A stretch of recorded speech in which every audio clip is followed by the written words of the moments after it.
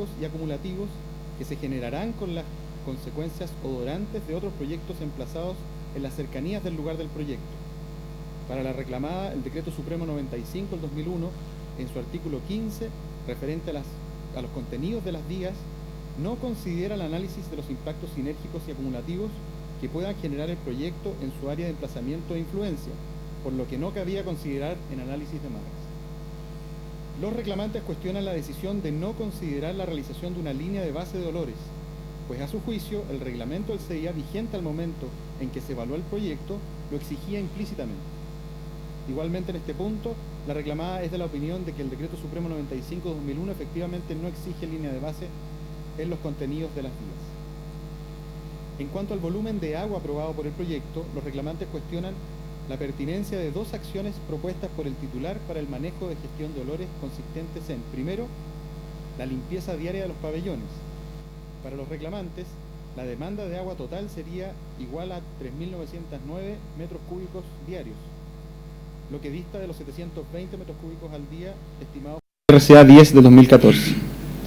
Explica la reclamada que el titular posee derechos consultivos de dos pozos con una capacidad de 1.365 metros cúbicos al día, capacidad que cubre la demanda del recurso hídrico que requiere el plantel de cerdos. Luego precisa que el modelo de cálculo de los caudales de demanda para la operación del proyecto extrapoló datos in situ de consumo de recurso hídrico del plantel de cerdos Santa Irene, estimación basada en mediciones reales y no en una teórica bibliográfica hipotética. En segundo lugar, respecto de la barrera arbórea de protección de olores, señalan los reclamantes que, de acuerdo a lo dispuesto originalmente en la RCA 10 del 2014, la altura mínima que debían tener los eucaliptus para que este proyecto pudiera entrar en funcionamiento era de 10 metros. Sin embargo, ello fue descartado por la Resolución Exenta 114/2014 de la Dirección Ejecutiva del SEA, que resuelve una reclamación administrativa presentada por el titular, estableciendo una nueva altura mínima equivalente a 3 metros. A juicio de los reclamantes, dicho ajuste es cerrado técnica y legalmente. A su juicio, la Dirección Ejecutiva eliminó una condición esencial e imprescindible que tuvo en cuenta la Comisión para aprobar el proyecto, sin la cual este hubiese sido rechazado. Para la reclamada, la decisión de modificar la altura mínima de los árboles quedó estipulada en el acta número 1 de la sesión de 22 de enero de 2014 y en la propia RCA, la que en su opinión aparece no solo debidamente motivada, sino que sus motivos están dotados de sentido técnico, pues se basan en apreciaciones del mismo carácter realizadas por la Comisión respecto de la información entregada por el titular en su día. En cuanto a la afectación al recurso suelo, los reclamantes opinan que ninguna de las medidas de manejo agronómico propuestas por el titular hace referencia a mejoras en la absorción del suelo, pues consideran que en su mayoría son repeticiones de lo señalado tanto en la DIA como en la adenda número 1, y exagerando sus efectos para así ensalzar un método que ya había sido indicado como insuficiente por el SAC en 2 oportunidades. Luego destacan una serie de incertidumbres no resueltas por el titular que se expresan en la RCA número 10 en el considerando quinto, en lo referido al elemento suelo. Ello, a su juicio, vulnera los artículos 12 bis y 19 inciso tercero, ambos de la Ley 19.300, ya que se configuran como evidentes errores, omisiones e inexactitudes del proyecto que no fueron subsanadas en el procedimiento. La reclamada explica que, más allá del reconocimiento que de las incertidumbres realiza el SEA de O'Higgins, los órganos de la Administración del Estado con competencia ambiental en esta materia son el SAC y la Seremi de Agricultura, ambos de la región de O'Higgins, quienes en definitiva se pronunciaron conforme con el proyecto. Los reclamantes señalan que la superficie del suelo que se afectará será de 330 hectáreas, a las cuales se suma la afectación del suelo existente aguas abajo del proyecto. Por ende, la superficie del suelo ha de degradarse por contaminación es significativa, existiendo una manifiesta falta de justificación de las supuestas no concurrencias de los efectos, características o circunstancias del artículo 11, letra B de la Ley 19.300.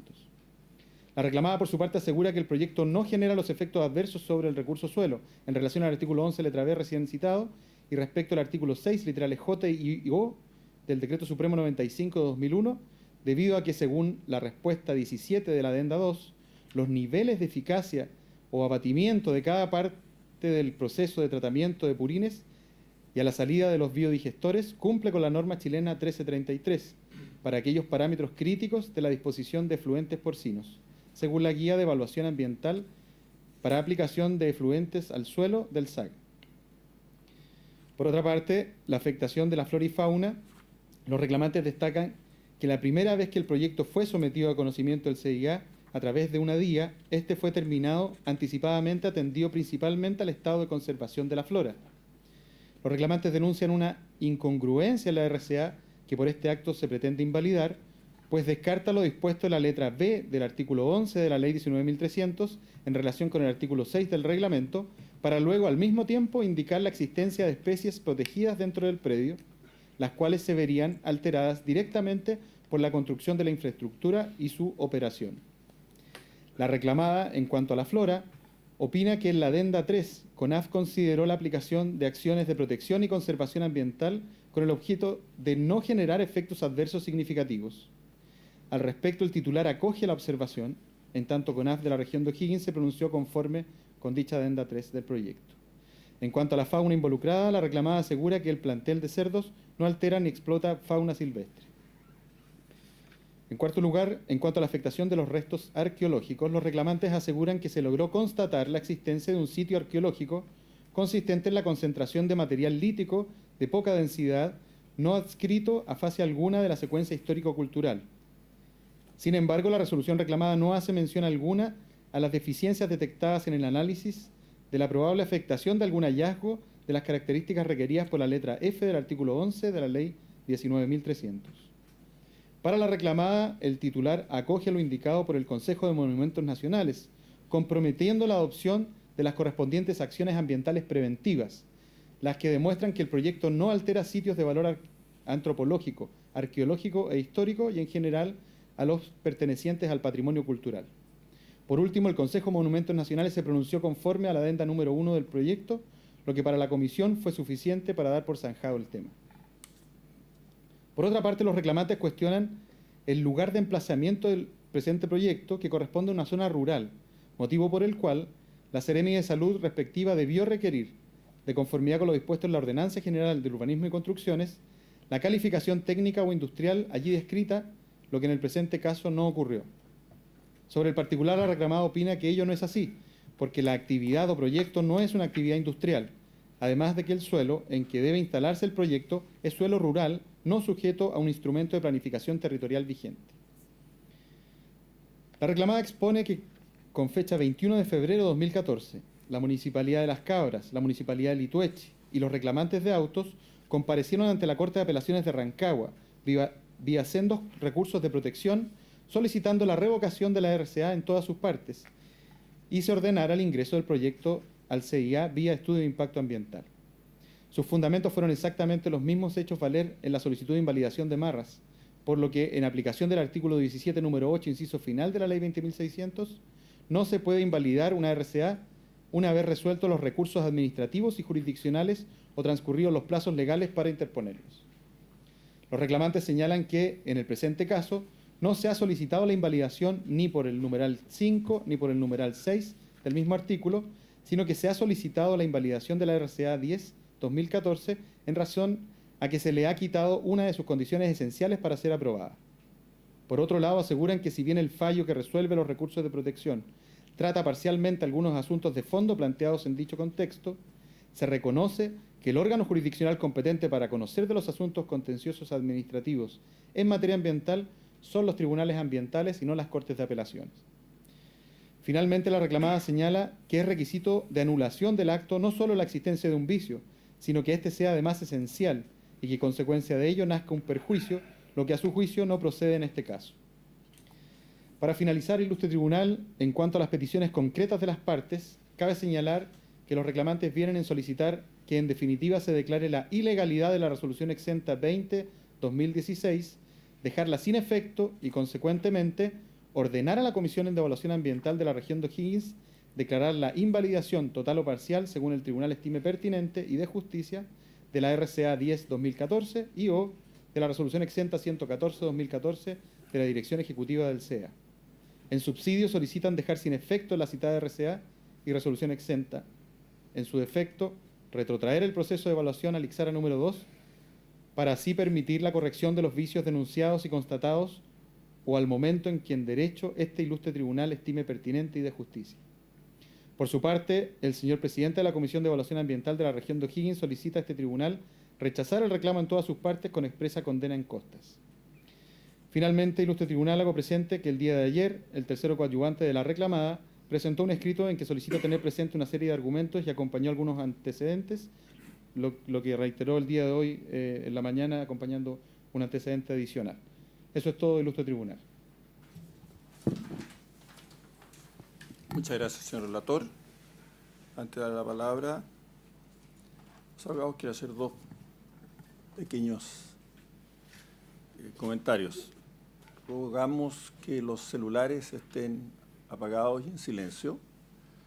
Y rogamos a los asistentes que no pueden moverse ni salir de la sala hasta que este presidente declare concluida la audiencia. Por la parte reclamante y por los terceros coayudantes de la parte reclamante, alega, como se ha anunciado, doña Camila Contese Taunes, por el lapso de 40 minutos sumados. Muchas gracias, señor presidente. Traje una presentación para hacer un poco más didáctico los 40 minutos otorgados a esta parte.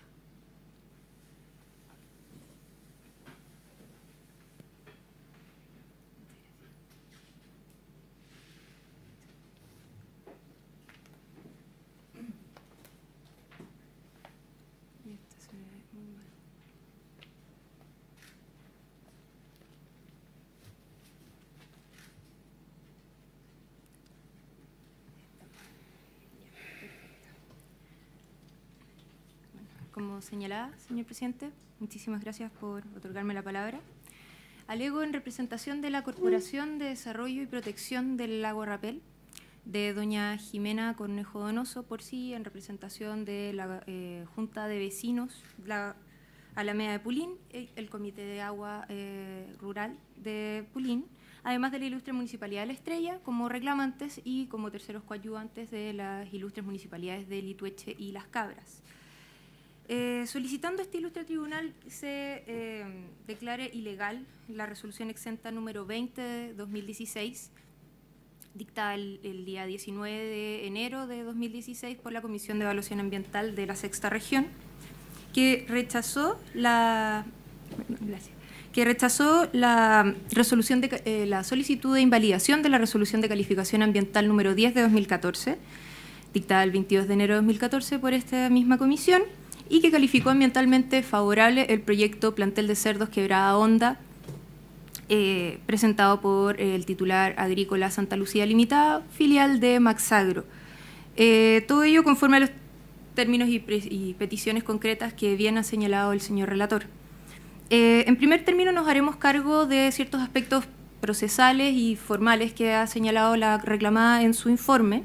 En segundo lugar, nos haremos cargo de explicar un poco el contexto en el cual se pretende emplazar este nuevo proyecto, para finalmente hacer notar ciertos puntos relevantes para efectos de determinar nuestra ilegalidad de la resolución 20 que viene a confirmar todo lo señalado en la RCA 10 de 2014. En cuanto a los aspectos formales, señalar sucintamente que no es efectivo que la Corte de Apelaciones de Rancagua haya desechado los recursos de protección por desechar los vicios e ilegalidades que que esta parte impetró respecto de la RCA 10 de 2014, sino que, es más, su considerando 15º señala de manera expresa que se ha trasladado todos los asuntos administrativos en materia ambiental, indicando que en este caso en particular operaría el artículo 17, número 8 de la ley 20.600 para señalar, si me permite leer, señor presidente, señalando específicamente que es ante esta jurisdicción especial y por esta vía, entonces, donde debe instarse por la invalidación de una resolución de calificación ambiental. Por su parte, la excelentísima Corte Suprema conoció de la apelación de estos recursos, confirmando lo dicho en primera instancia para simplemente modificar el mismo considerando 15º respecto a la causal por la que a su juicio procedería, en este caso en particular, remitirse a este ilustre tribunal, que considera que es el artículo 17, número 5 de la ley 20.600.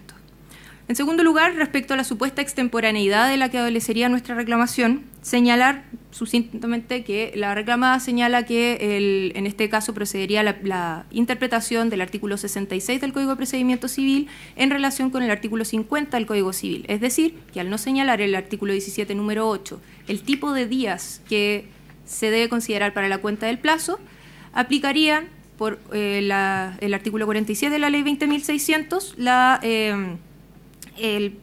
consideración de que este plazo sería de días corridos. Sin embargo, cabe recordar que en este punto el artículo 47 de la ley 20.600 se remite específicamente en los libros primero y segundo del Código de Procedimiento Civil. Es precisamente en el libro primero, título séptimo, artículo 59 del Código de Procedimiento Civil, donde este cuerpo normativo señala que las actuaciones judiciales deben practicarse en días y horas hábiles, para señalar posteriormente, son días hábiles los no feriados. En este sentido, es claro que una reclamación ante un órgano de la Administración de Justicia, como lo es este ilustre tribunal, es una actuación judicial, por lo tanto, debiese operar, en este caso, los plazos de días hábiles judiciales. En este sentido, ha fallado también la Corte Suprema en dos causas que acompañamos también dichos fallos, causas rol 5.355 de 2015 y 24.091 de 2015. Y corroborando esta misma interpretación, hubo una publicación reciente del profesor Alejandro Vergara Blanco del día 11 de abril en el Mercurio Legal, donde corrobora esta interpretación. Finalmente, señalar que la Comisión Evaluadora ha tenido instancias procesales para reclamar esta extemporaneidad que adolecería nuestra reclamación en dos puntos. En primer lugar, antes de emitir el informe, debió haberse interpuesto como un incidente, como operaría, en este caso, un incidente de previo y especial pronunciamiento. Cuestión que es recogida por los artículos 82 y 87 del Código de Procedimiento Civil y que también están contenidos en el libro primero del Código de Procedimiento Civil. Y por otro lado, señalar que la resolución dictada por este ilustre tribunal en cuanto a la admisibilidad de la reclamación que nosotros presentamos fue dictada el día 16 de marzo de 2016. Es decir, esta resolución pudo ser objeto de una reposición con apelación en subsidio, tal y como lo admite el artículo 27 de la ley 20.600, cuestión que no ocurrió, por lo tanto no debe ser considerada al momento de dictar fallo por este ilustre tribunal. Finalmente, hacerme cargo bien sucintamente respecto a la actuación de las municipalidades en este caso en particular. Deberá considerarse, como voy a señalar más adelante en este alegato, que la norma señala que en este caso en particular deberán tenerse como parte los directamente afectados.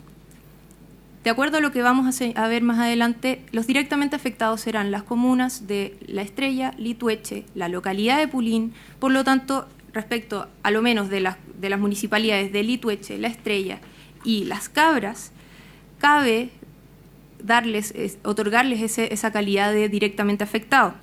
Asimismo, señalar que el artículo 4, letra B de la ley 18.695, orgánica de municipalidades, señala respecto de estas que dentro de su ámbito del ámbito de su territorio pueden desarrollar, sea directa o a través de otros órganos de la administración del Estado, funciones relacionadas con la salud pública y el medio ambiente. Cuestión que ha sido corroborada por la Contraloría General de la República en dictamen 26.560 del 8 de abril de 2016, en la que se ha señalado que se presumirá que las municipalidades y el Estado tienen interés actual en los resultados del juicio. Eso en cuanto a los aspectos formales. Respecto al contexto de la zona de emplazamiento del proyecto, quisiera primeramente señalar el lugar donde pretende emplazarse un proyecto de circuito completo de 93.000, que albergaría 93.500 cerdos. La zona que se indica en esta diapositiva es la zona que se ha denominado una zona de interés turístico, o ZOIT. Esto fue decretado por el decreto 126 de 2014 del Ministerio de Economía y que tiene por objeto el desarrollo y promoción de la actividad turística, que es definida este tipo de zonas en la Ley 20.432, que establece el Sistema Institucional para el Desarrollo del Turismo, como los territorios que tengan condiciones especiales para la atracción turística y que requieran medidas de conservación y una planificación integrada. Esta declaración tiene como objeto dotar al Estado de los instrumentos necesarios para planificar un ordenamiento territorial armónico con la actividad turística en aquellas zonas de mayor potencialidad. Aquí podemos observar dónde se encuentra la comuna de Litueche, La Estrella, la localidad de Pulín, el sector de Costa del Sol, que es determinado por el propio titular como uno de los puntos sensibles de recepción de olores, y, bueno, por supuesto, el lago Rapel, y aquí la Municipalidad de Las Cabras. Esta es la situación en la que se encuentra actualmente, y este es el punto donde se pretende emplazar el proyecto. Actualmente existen 4 proyectos alrededor de la zona de interés turístico. Tenemos, por el norte, el de Agrosuper, Posilla. Por el este tenemos el de Valdebenito, planteles de Valdebenito. Por el sur tenemos la planta faenadora de Maxagro de Las Pataguas, donde se pretende faenar a los cerdos que crecerían en el proyecto del que estamos en comento. Y finalmente el de Agrosuper de La Estrella.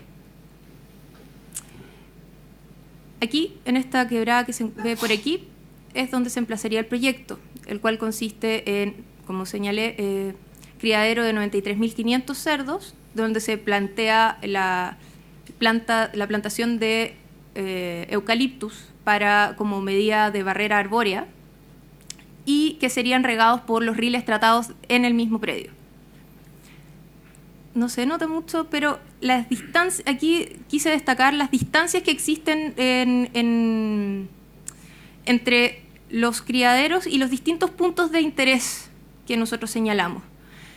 Como podrá observarse, bueno, para que tengan una idea clara, la comunidad, tanto de la CODEPRA como de Pulín, como de las municipalidades que represento, han señalado que actualmente, al venir el sol, el viento por el oeste, por el poniente, se siente los olores del plantel de Agrosuper, de Posilla. Al venir del oriente se sienten los de Valdebenito y al venir del sur se sienten constantemente los de La Estrella y Las Pataguas. Como podrán ver, se refieren a lugares que están a más de 15 kilómetros, más de 10 kilómetros. Y en el caso del proyecto que se plantea en este caso, estamos todos, salvo Las Cabras, en bajo 10 kilómetros de la empresa. Bueno, esto ha sido puesto en conocimiento de Agrosuper. Y ante estas reclamaciones por parte de las comunidades, esta ha sido la respuesta que ha dado Agrosuper, reconociendo que ha existido un deterioro en la zona por mal manejo de olores, en materia de olores. En este caso, Agrosuper se ha comprometido con la gente de la zona del lago Rapel para invertir 30 millones de pesos solo para mitigar, millones de dólares, solo para mitigar los efectos que producen los proyectos ya existentes en la zona.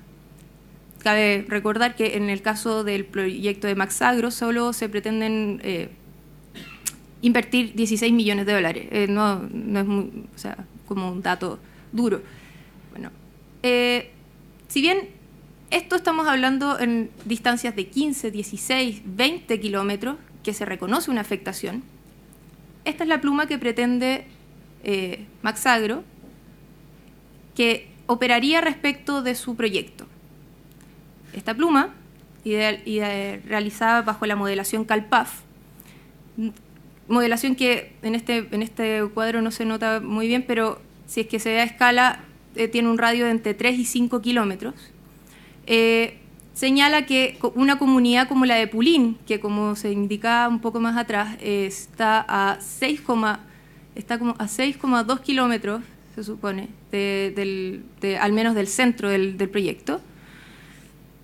Estaría solo con olores molestos, una comunidad que está prácticamente aledaña al proyecto, porque en este caso no se considera en la RCA que estos paños de riego llegan hasta los deslindes del predio.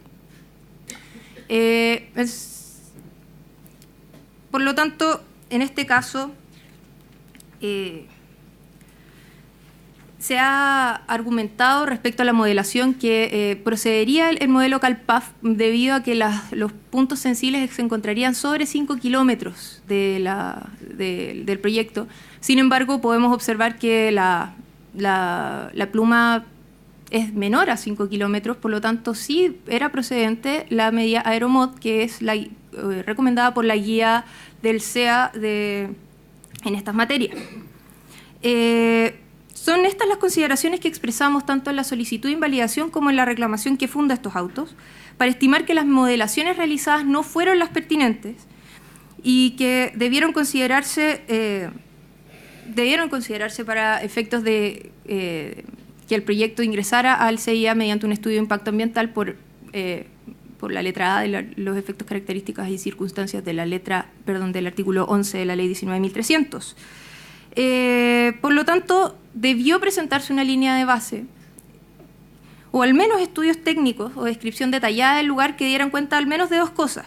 Primero, de los efectos sinérgicos y acumulativos que se están generando y que la inclusión de un nuevo proyecto traerá a la zona, o bien justificar adecuadamente la inexistencia de los efectos, características y circunstancias del artículo 11 de la ley 19.300.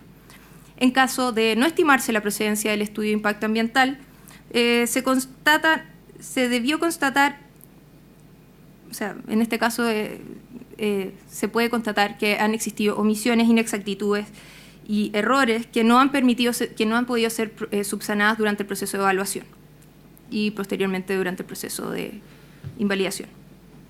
En cuanto a los aspectos de contexto, respecto a los aspectos técnicos, señalar brevemente varios los que entendemos centrales dentro de nuestra reclamación.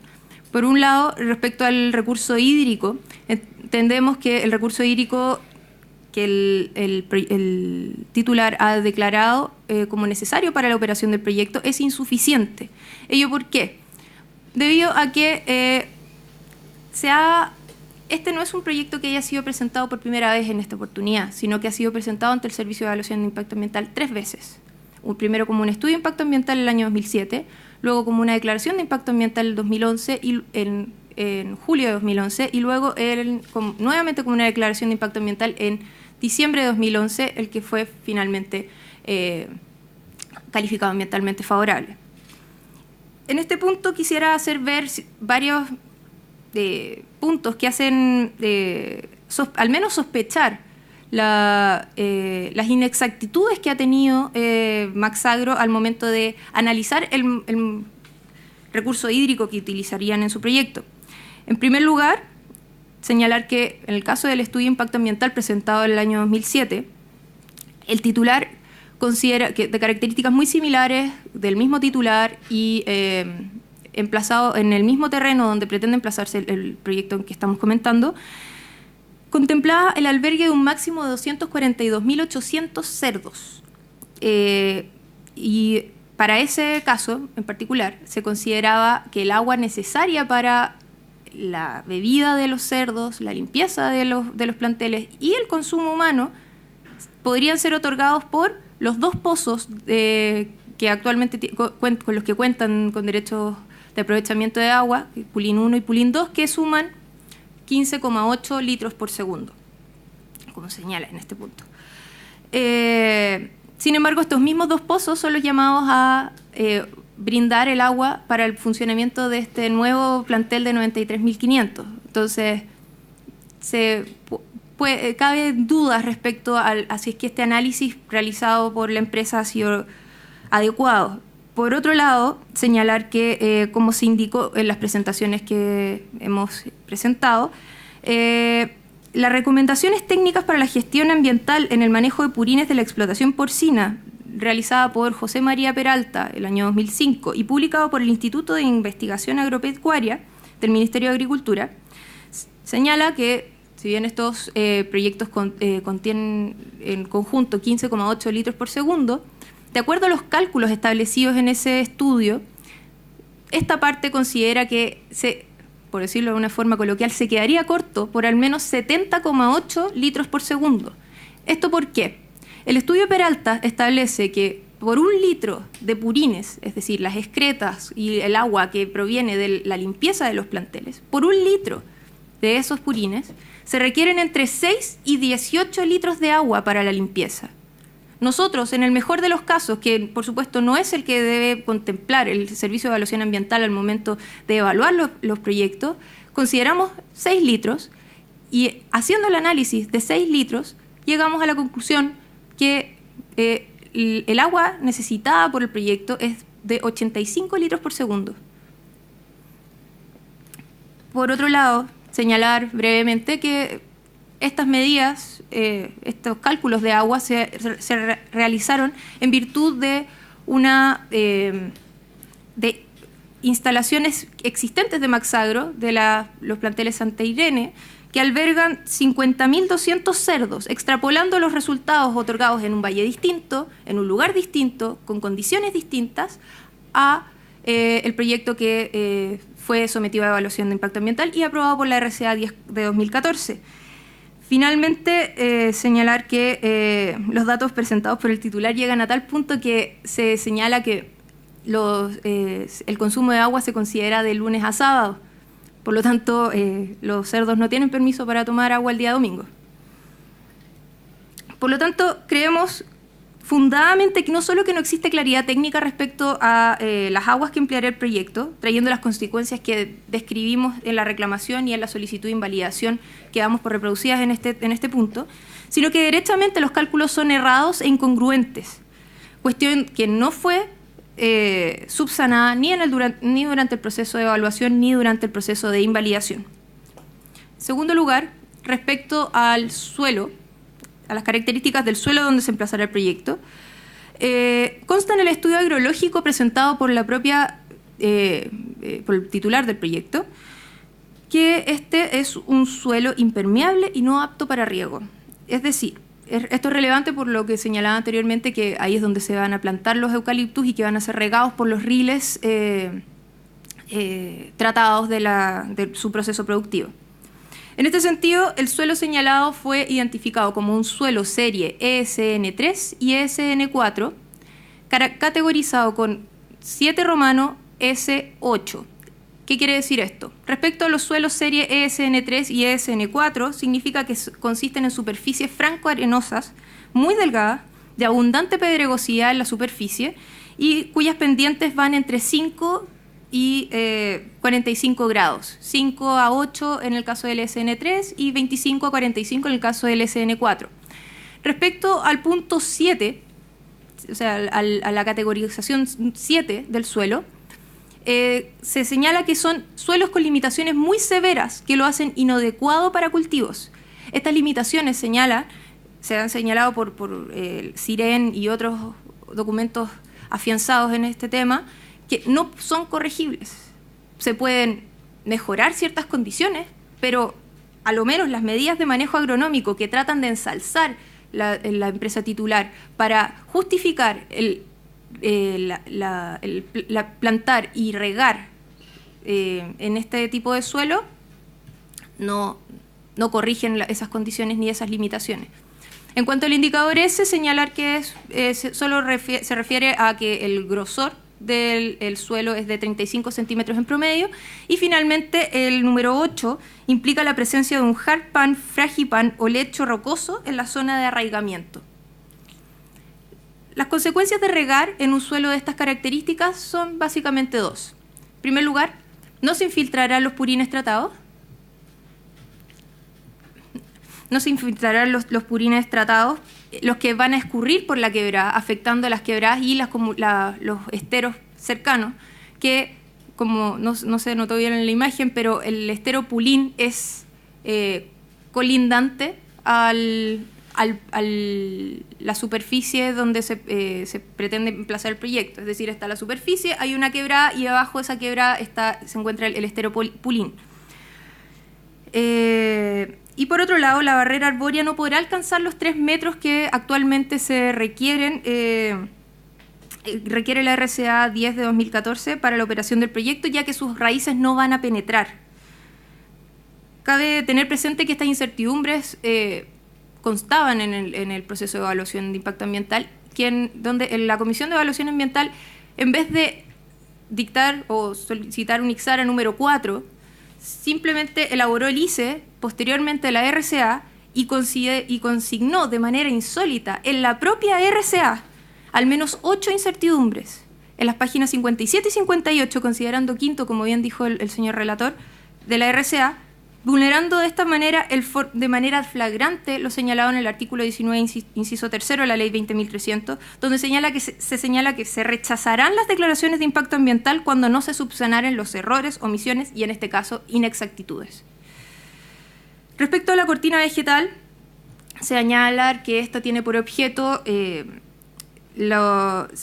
captar los riles tratados y servir como medida de mitigación de los olores que el proyecto genere.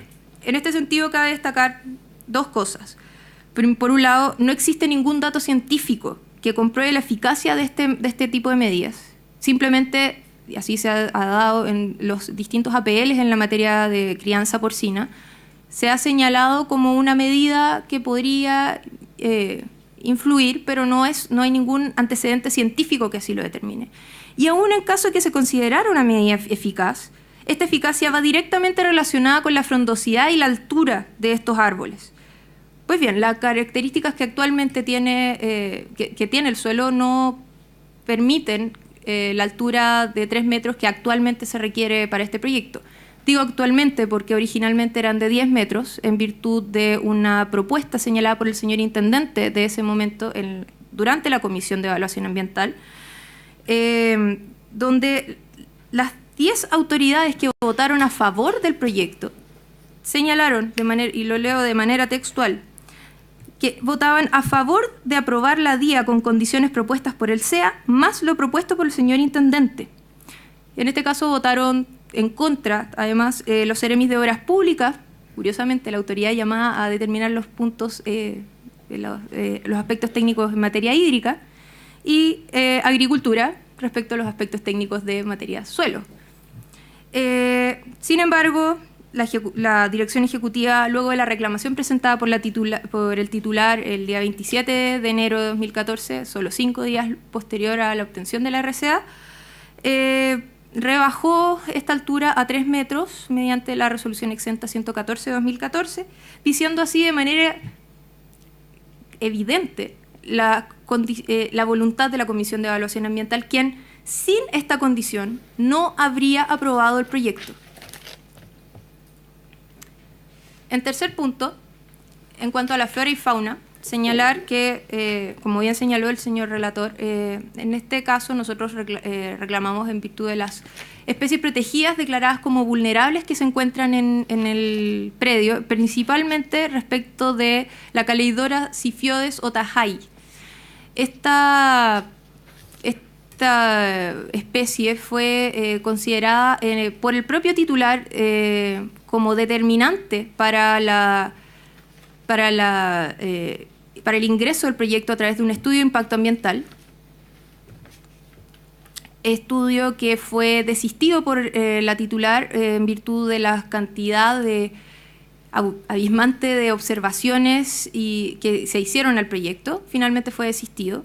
Luego, en la segunda presentación ingresada a través de una DIA del año 2011, fue terminada anticipadamente debido a que primero fue presentado a través de un estudio de impacto ambiental en virtud de la presencia de esta especie.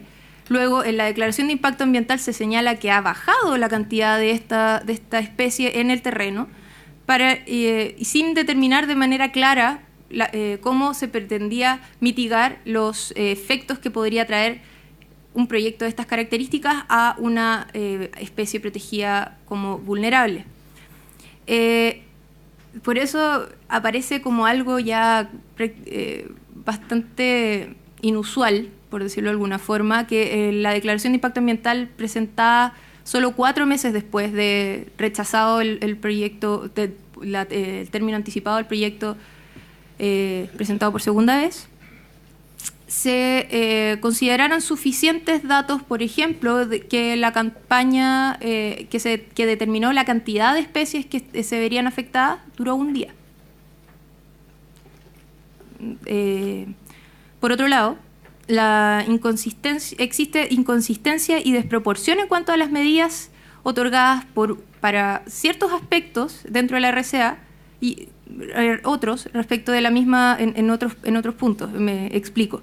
Por ejemplo, en el caso de la lagartija lemniscata, que se encuentra presente en las quebradas, sector que el titular señala que no se vería afectado por la operación del proyecto, y declarada como una preocupación menor, de acuerdo a lo señalado por el titular y por el CEA en la sesión extraordinaria número 2 de la Comisión de Evaluación Ambiental, se establece un plazo de 10 años de revisión de esta lagartija, como señalé, declarada como preocupación menor, pero respecto a otras medidas, por ejemplo, las medidas de olores, son 5 años. Respecto de las medidas, si es que las medidas agronómicas que se pretenden aplicar, ver la efectividad de ellas, son 5 años, considerando que al cuarto año de la entrada en operación del proyecto, entra el pic de este proyecto. Es decir, al año cuarto debiesen tener 93.500 cerdos. Por lo tanto, se plantea un año de medición de el proyecto en su máxima expresión, por decirlo de alguna manera. Finalmente, señalar en cuanto al fondo que a nuestro parecer sí procede el PAS 94 calificación industrial, por cuanto cabe recordar a la parte reclamada que en este caso en particular el proceso de evaluación se realizó en virtud del Decreto Supremo 95 del 2001 del MinSecPres y no del Decreto 40 actual, el reglamento del CIA. ¿Por qué es importante este punto? Porque el artículo 94 requería de la calificación industrial para aquellos establecimientos industriales o de bodegaje del artículo 4.14.2 de la Ordenanza General de Urbanismo y Construcciones, donde en parte alguna se señala el requisito de que existiera, a lo menos en ese reglamento, un instrumento de ordenamiento territorial.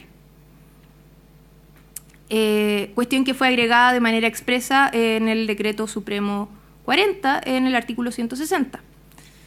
De esta manera, consideramos insuficiente por parte de la Comisión de Evaluación Ambiental, tanto en la RCA número 10 como en la resolución exenta número 20, que señale que por el hecho de emplazarse en zona rural no procedería este PAS.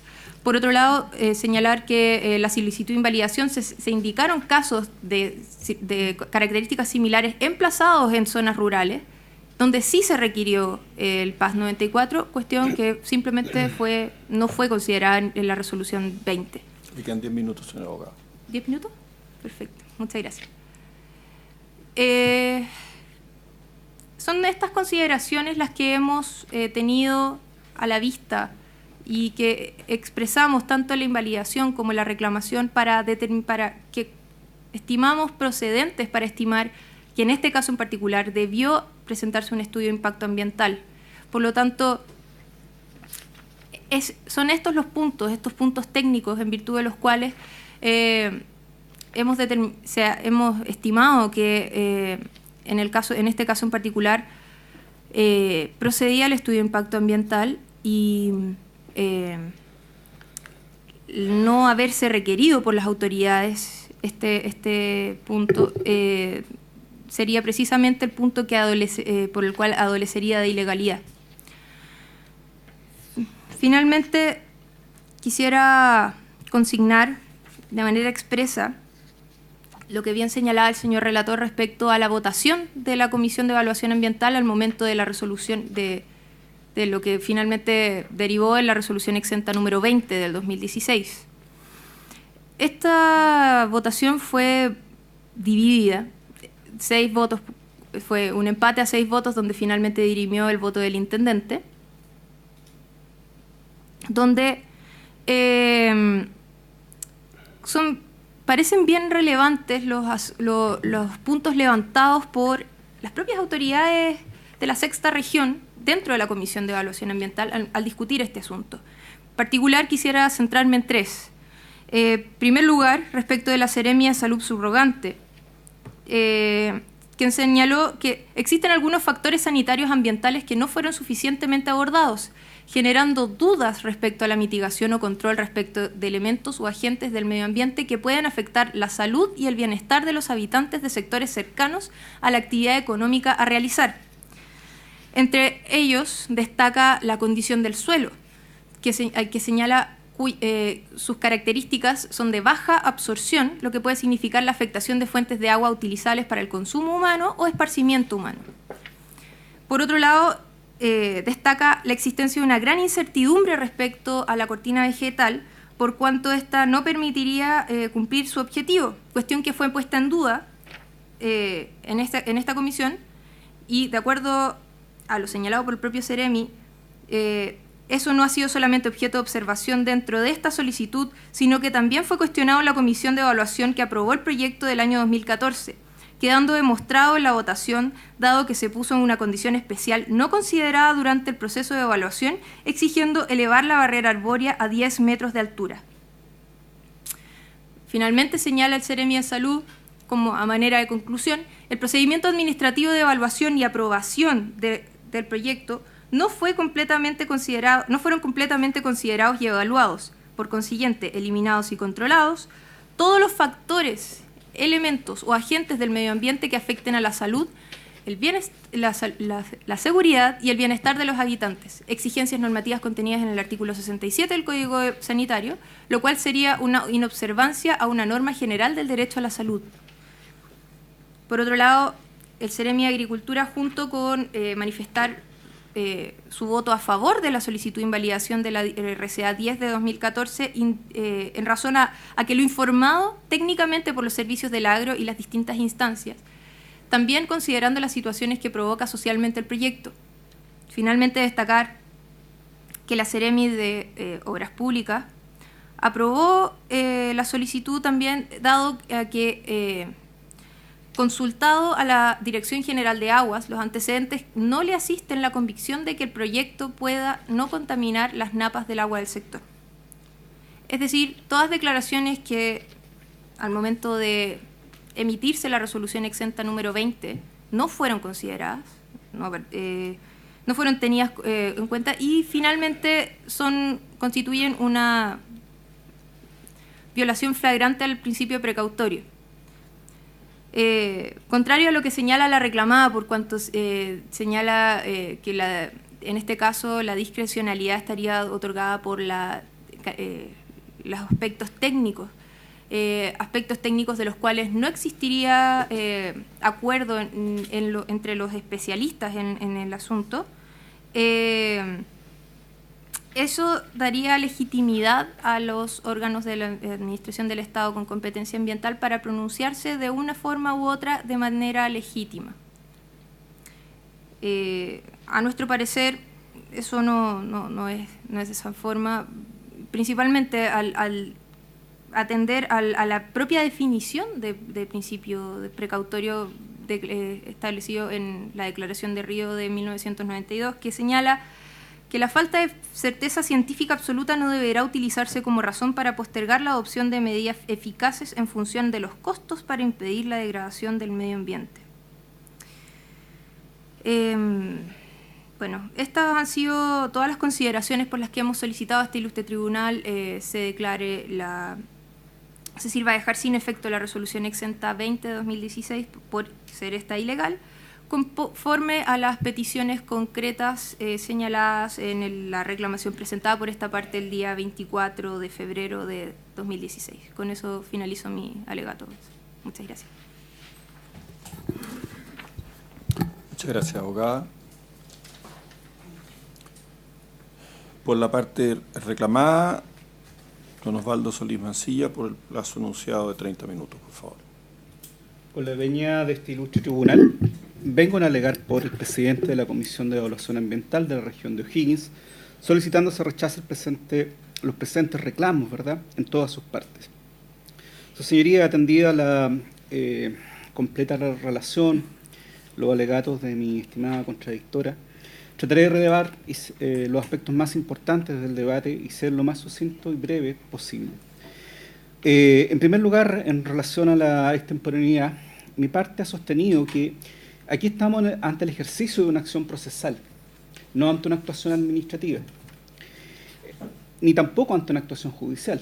Es decir, las actuaciones judiciales se dan dentro del procedimiento, en un proceso, y el procedimiento se inicia precisamente con la presentación de la demanda o reclamo en este caso. Es decir, antes del ejercicio de la acción procesal no tenemos procedimiento. Recién la resolución de admisibilidad se pronuncia sobre el procedimiento.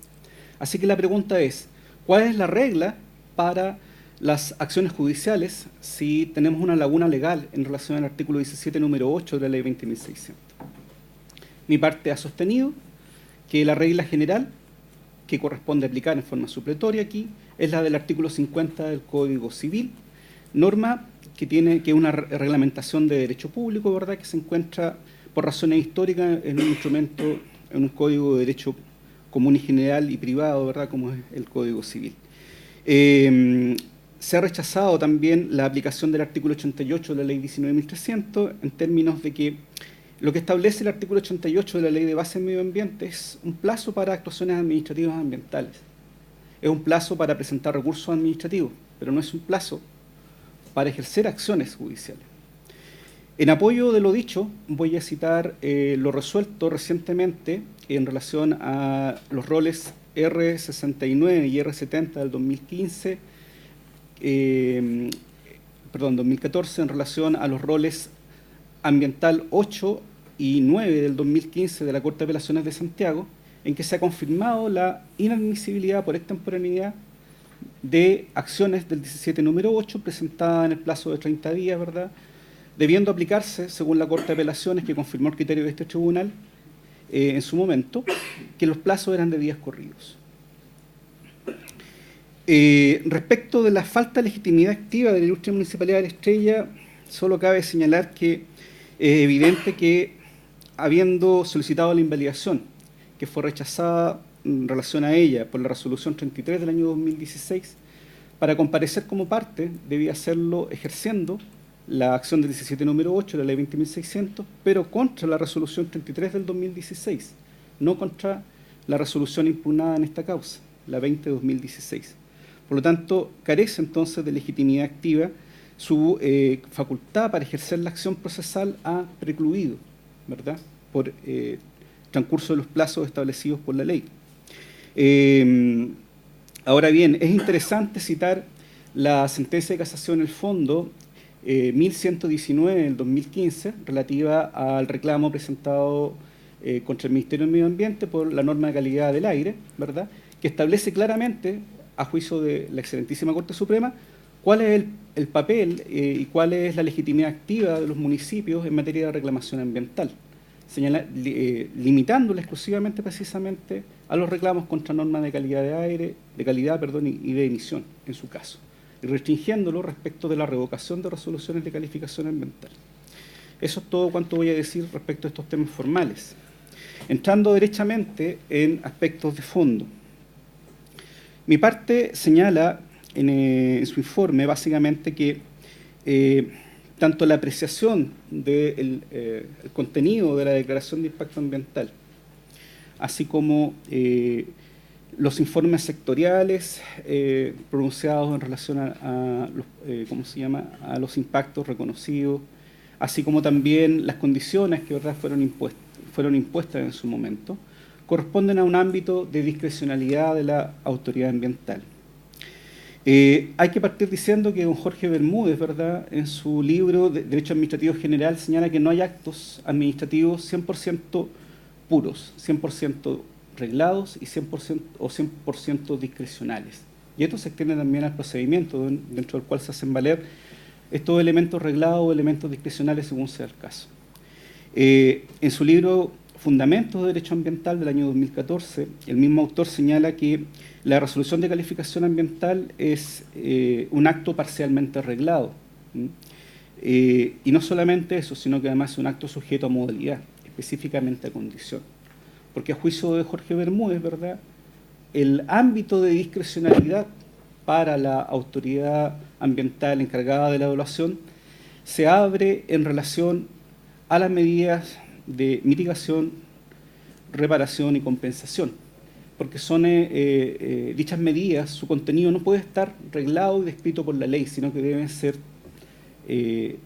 tomadas siempre por la autoridad ambiental, que puede ser la comisión del artículo 86 de la Ley de Base de Medio Ambiente o el director ejecutivo del Servicio de Evaluación Ambiental. Es por ello que quiero referirme a una serie de puntos tratados en el informe, donde mi parte hace ver de qué manera se ha ejercido este ámbito de discrecionalidad propio de la autoridad evaluadora. En primer lugar, lo más relevante es evidentemente la apreciación que hace la Comisión de Evaluación respecto de la modelación de olores contenido en la Declaración de Impacto Ambiental. En este caso, la titular presentó una modelación predictiva de olores para efecto de determinar cuáles serían el impacto que tendría en las comunidades cercanas a el área de emplazamiento del proyecto.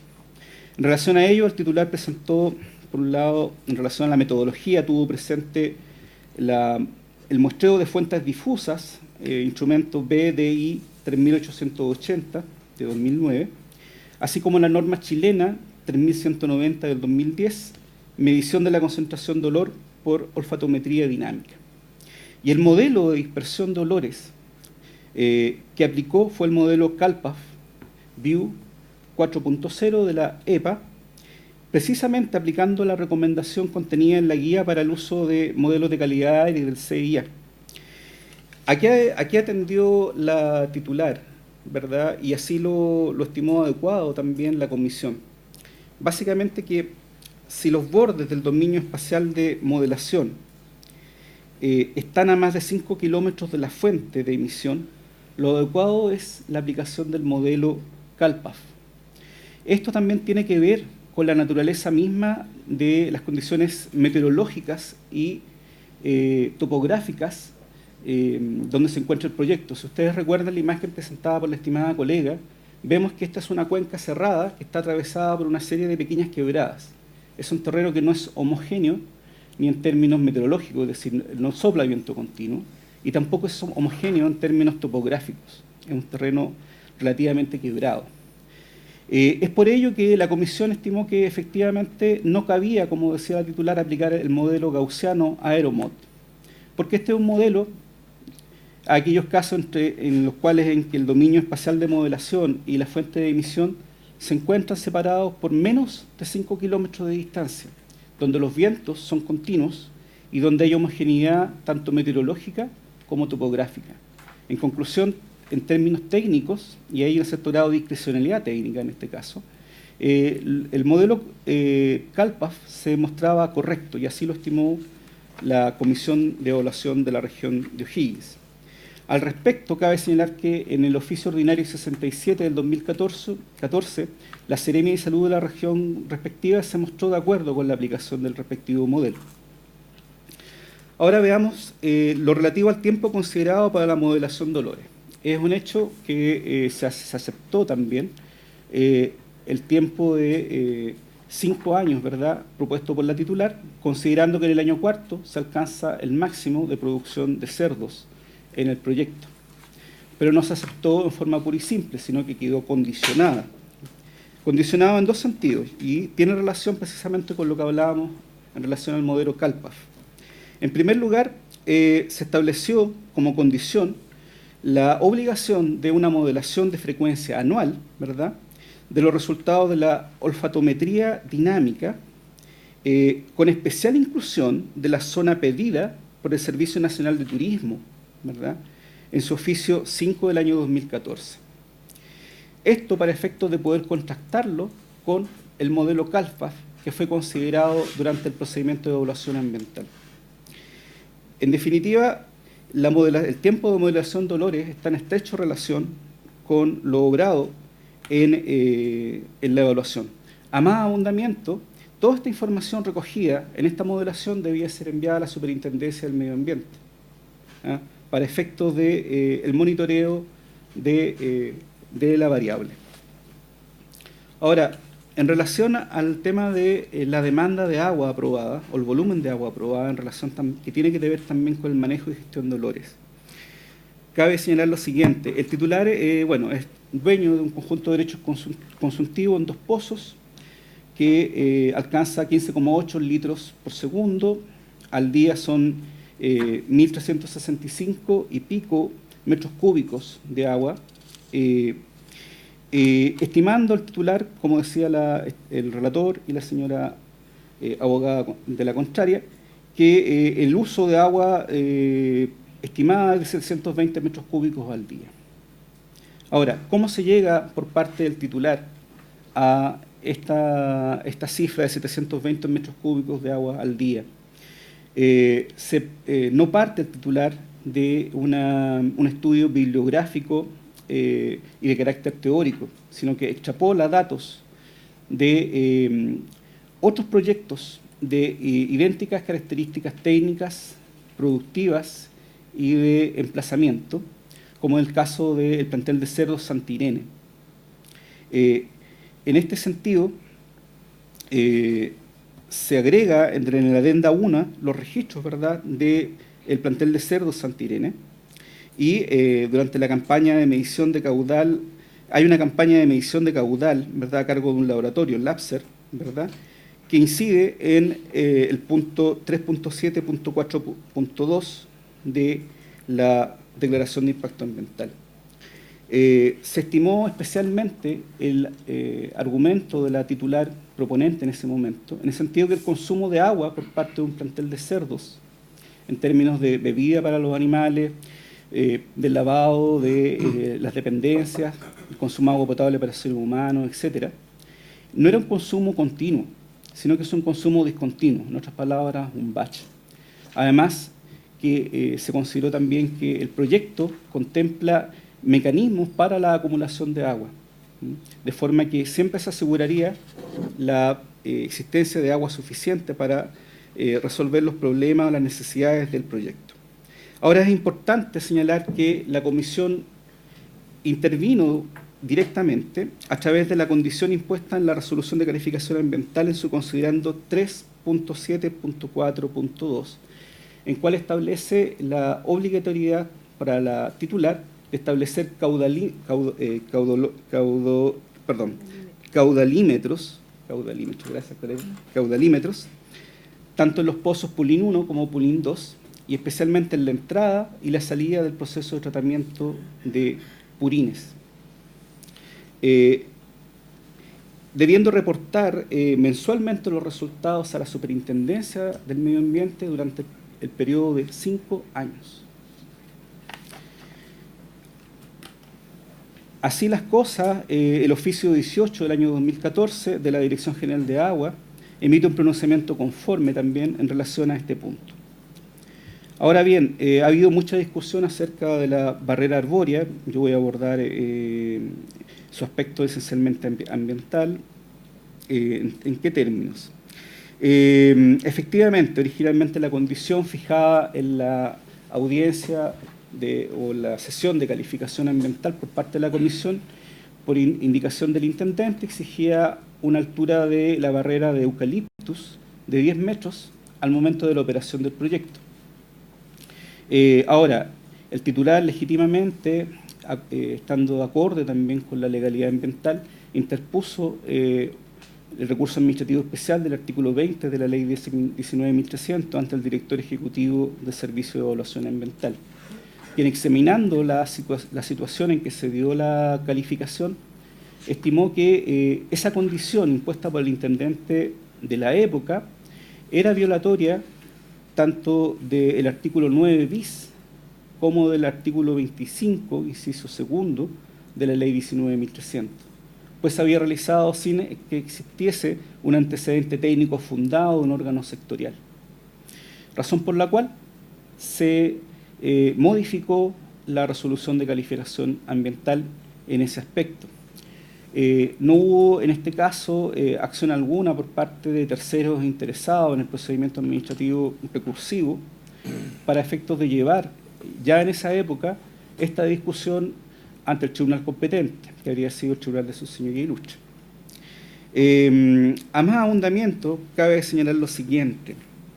Respecto de el suelo y en relación al tema de la barrera arbórea, la CONAF calificó durante el procedimiento de evaluación el suelo como de aptitud preferentemente forestal y por ello mismo otorgó un pronunciamiento conforme en el oficio ordinario 9EA del año 2014.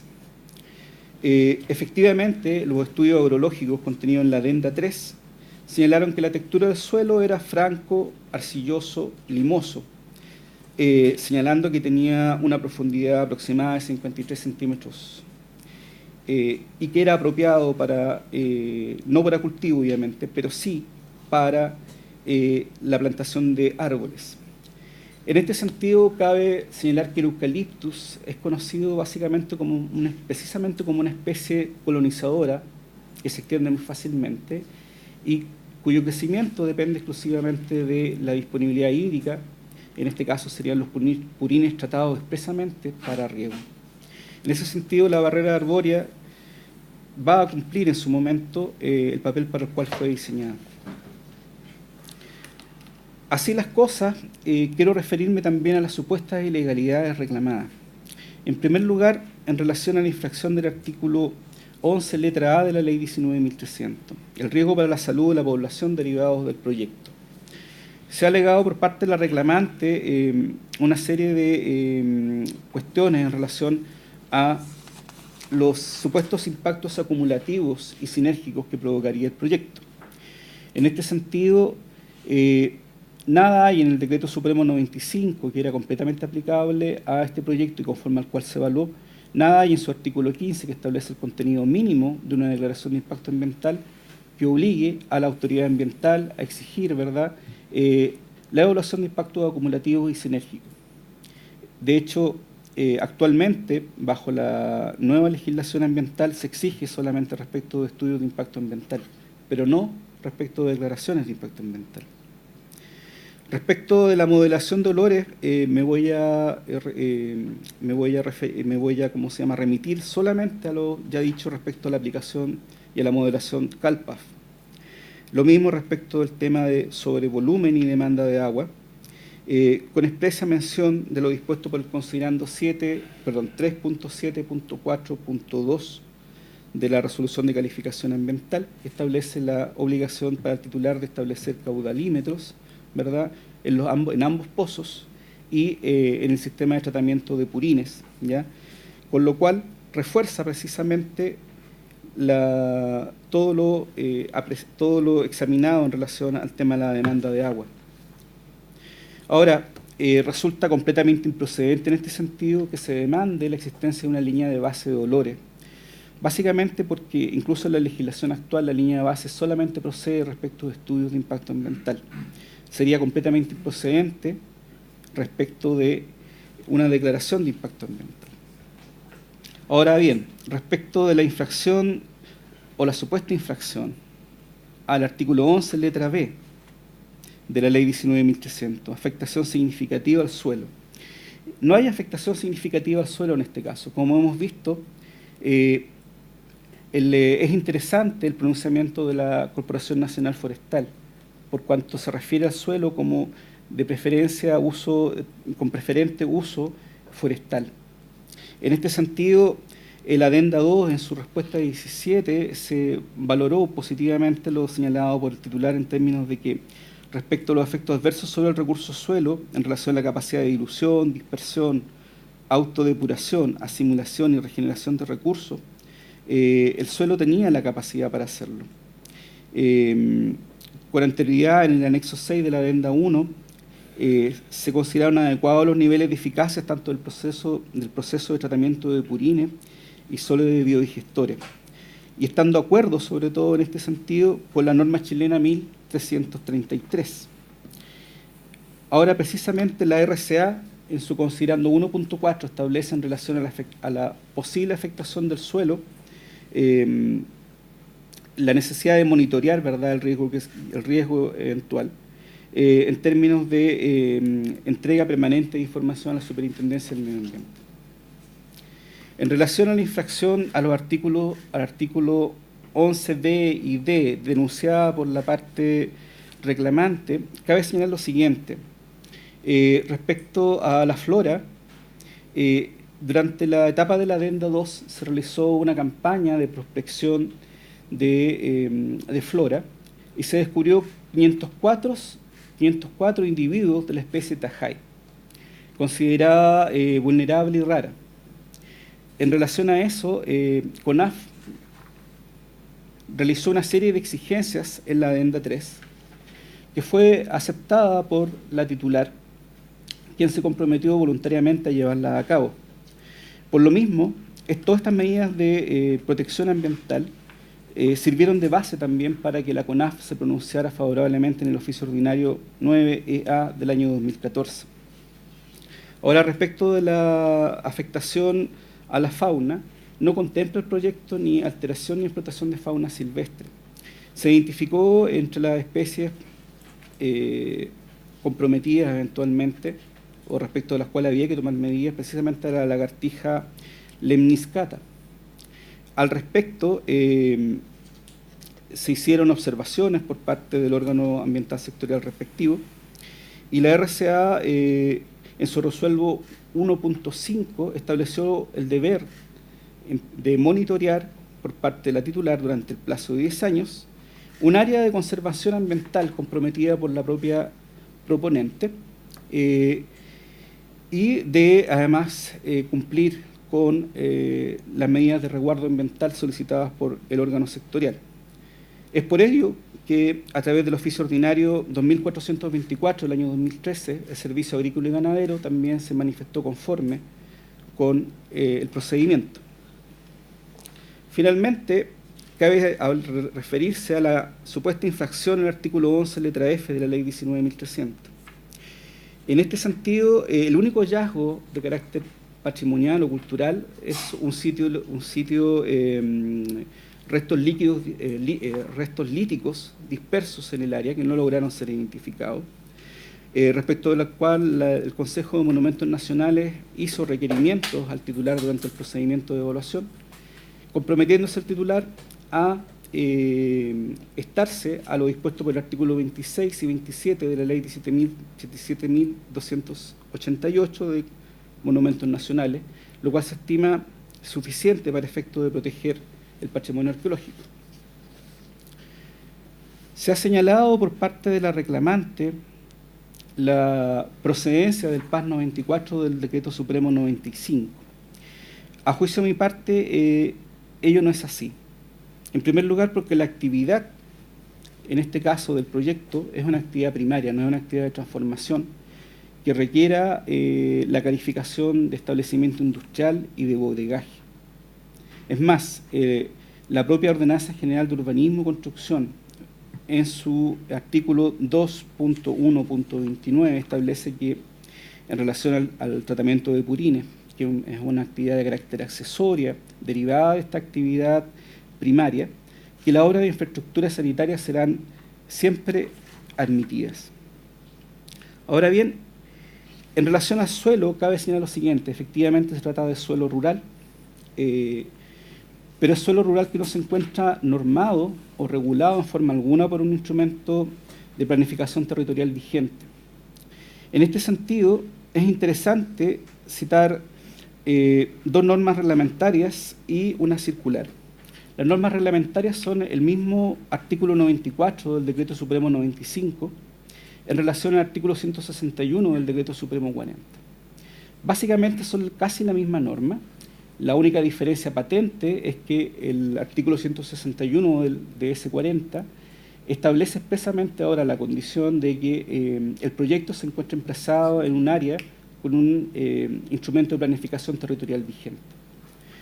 Mi parte ha sostenido, a más abundamiento de lo ya señalado, que lo que hace simplemente el artículo 161 es explicitar un presupuesto legal que existía ya antes del Decreto Supremo 40 y que era plenamente aplicable respecto al artículo 95 del DS 95, artículo 94 del DS 95, del Decreto Supremo 95. Es decir, no tiene sentido la aplicación del DS 95 sin considerar la existencia de un instrumento de planificación territorial vigente, pues es dicho instrumento el que establece, en primer lugar, las normas sobre el uso del suelo, además de las normas sobre edificabilidad y construcción. Por lo tanto, es un presupuesto necesario, ¿verdad?, para efectos de la aplicación del mismo PAS 94. La circular DDU 353 del año 2009, esto es de la División de Desarrollo Urbanístico del Ministerio de Vivienda y Urbanismo, establece que en el caso de que estemos frente a suelo rural, que no está amparado o regulado por un instrumento de planificación territorial vigente, cabe aplicar lo dispuesto por el artículo 55 de la Ley General de Urbanismo y la Ley 19.300. ¿Y qué nos dice el artículo 55 de la Ley General de Urbanismo y Construcciones? Si miramos el inciso primero, nos daremos cuenta que permite las construcciones destinadas a la explotación agrícola, es decir, precisamente a actividades primarias. El inciso segundo lo que prohíbe es la generación de nuevos núcleos urbanos. Y en el inciso tercero contempla en cierto sentido incluso la posibilidad de subdivisión y urbanización para complementar una actividad industrial ya instalada. Por lo tanto, se merece una consideración mayor, ¿verdad?, lo señalado en este sentido, es decir, tratándose de suelo urbano no regulado por un instrumento de planificación territorial, hay plena aplicación del artículo 55 que, como señalábamos en su inciso primero, permite las construcciones destinadas a la explotación agrícola, como sería el caso de este proyecto. Sí, señoría. Por lo mismo, cabe señalar que el CRM Vivienda y Urbanismo, a través de su oficio ordinario 1998, el año 2013, se excluyó de participar en el procedimiento de evaluación precisamente porque no sería el área de emplazamiento un área normada por el instrumento de planificación territorial vigente. Quiero referirme, en vista del poco tiempo que me queda, al tema del artículo 17, número 8, inciso final. En este caso, no solamente tenemos recursos de protección que han sido resueltos en sede jurisdiccional, sino que hay que considerar también la existencia de la resolución 114 del año 2014. Y lo que nos coloca en relación a este proyecto en la hipótesis del artículo 17, número 8, inciso final de la ley 20.600, que señala que siempre que estén resueltos recursos administrativos o jurisdiccionales o hayan transcurrido el plazo para hacerlos valer, la autoridad no podrá ejercer la potestad del artículo 53 de la ley 19.880, lo cual impide, ¿verdad?, a la Comisión de Evaluación Ambiental, en este caso, proceder a ejercer la facultad de autotutela sobre los vicios de legalidad. Y eso es una situación objetiva que se impone tanto a la autoridad ambiental como a este tribunal. Finalmente, y aprovechando el último minuto que me queda, es improcedente considerar proyectos que fueron evaluados o que estaban en procedimiento de evaluación y que terminaron en forma normal o con una evaluación desfavorable. Cada proyecto técnicamente es distinto uno de otro y lo que debe tener en cuenta el órgano evaluador son los actos ambientales vigentes. Esto en relación, por ejemplo, a las modificaciones de proyectos, donde se toma en cuenta un proyecto que ya ha sido calificado de forma favorable. Es por ello, su señoría, poniendo término a mi alegato, que solicito se rechacen los presentes reclamos en todas sus partes. Muchas gracias. Por el tercero coadyuvante, don Javier Vergara, por los 30 minutos que se ha anunciado, por favor. Con la venia de su señoría ilustrísima, vengo a alegar por Agrícola Santa Lucía, solicitando que se rechace la reclamación de auto. Pero antes de eso, señor presidente, me quiero dar una pequeña libertad. Yo quiero hacer un pequeño y rendido homenaje al presidente que está velándoselo hoy día sus restos, sus funerales, porque es el presidente que envió al Congreso y dictó el decreto promulgatorio de la ley 19.300, sin la cual es difícil que hoy día estemos alegando. Seguramente el señor presidente conoce mejor que yo el esfuerzo que hizo el presidente Elwin para aprobar esta ley durante su gobierno y lo más probable es que si no hubiese aprobado se hubiese demorado muchísimo más en aprobarse. En ese minuto, un día antes de que terminara su gobierno, y creo que en general, tanto las personas que reclaman como las personas que nos sometemos al imperio del derecho y a la evaluación de impacto ambiental, debemos sentirnos orgullosos como país. Y quería hacer ese pequeño homenaje solo a la figura del presidente, que es tan importante respecto a la institucionalidad que hoy día estamos alegando en esta causa. Muchas gracias, señor presidente. Respecto a esta causa, que ya se ha alegado en varios estrados, principalmente en la Corte de Apelaciones de Rancagua y en la Corte Suprema no se alegó, pero se vio una apelación de un recurso de protección. Hay una serie de alegaciones que no la voy a resumir, pero la vamos a discutir en más detalle durante la alegación.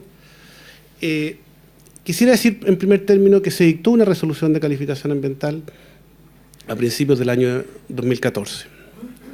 Se presentaron sendos recursos de protección por la ilustre municipalidad de Las Cabras, Litueche, La Estrella y por los mismos reclamantes que hoy día nos han llevado a estrados. Los 3 recursos de protección fueron rechazados y sin perjuicio que efectivamente el Tribunal de la Corte de Apelaciones señaló que existían las vías de la ley 20.600 para recurrir ante el Tribunal Ambiental. Yo quiero decir que ese tribunal sí analizó una serie de aspectos jurídicos respecto de la evaluación ambiental, y cito algunas partes. Señala el fallo de la Corte de Apelaciones: no aparece la tramitación del proceso de calificación de impacto ambiental del proyecto Plantar Cerdos Quebrada Honda que alguno de los entes u organismos habilitados haya solicitado en su informe sectorial la realización de un estudio de impacto ambiental, ni tampoco la conveniencia o necesidad de efectuarlo.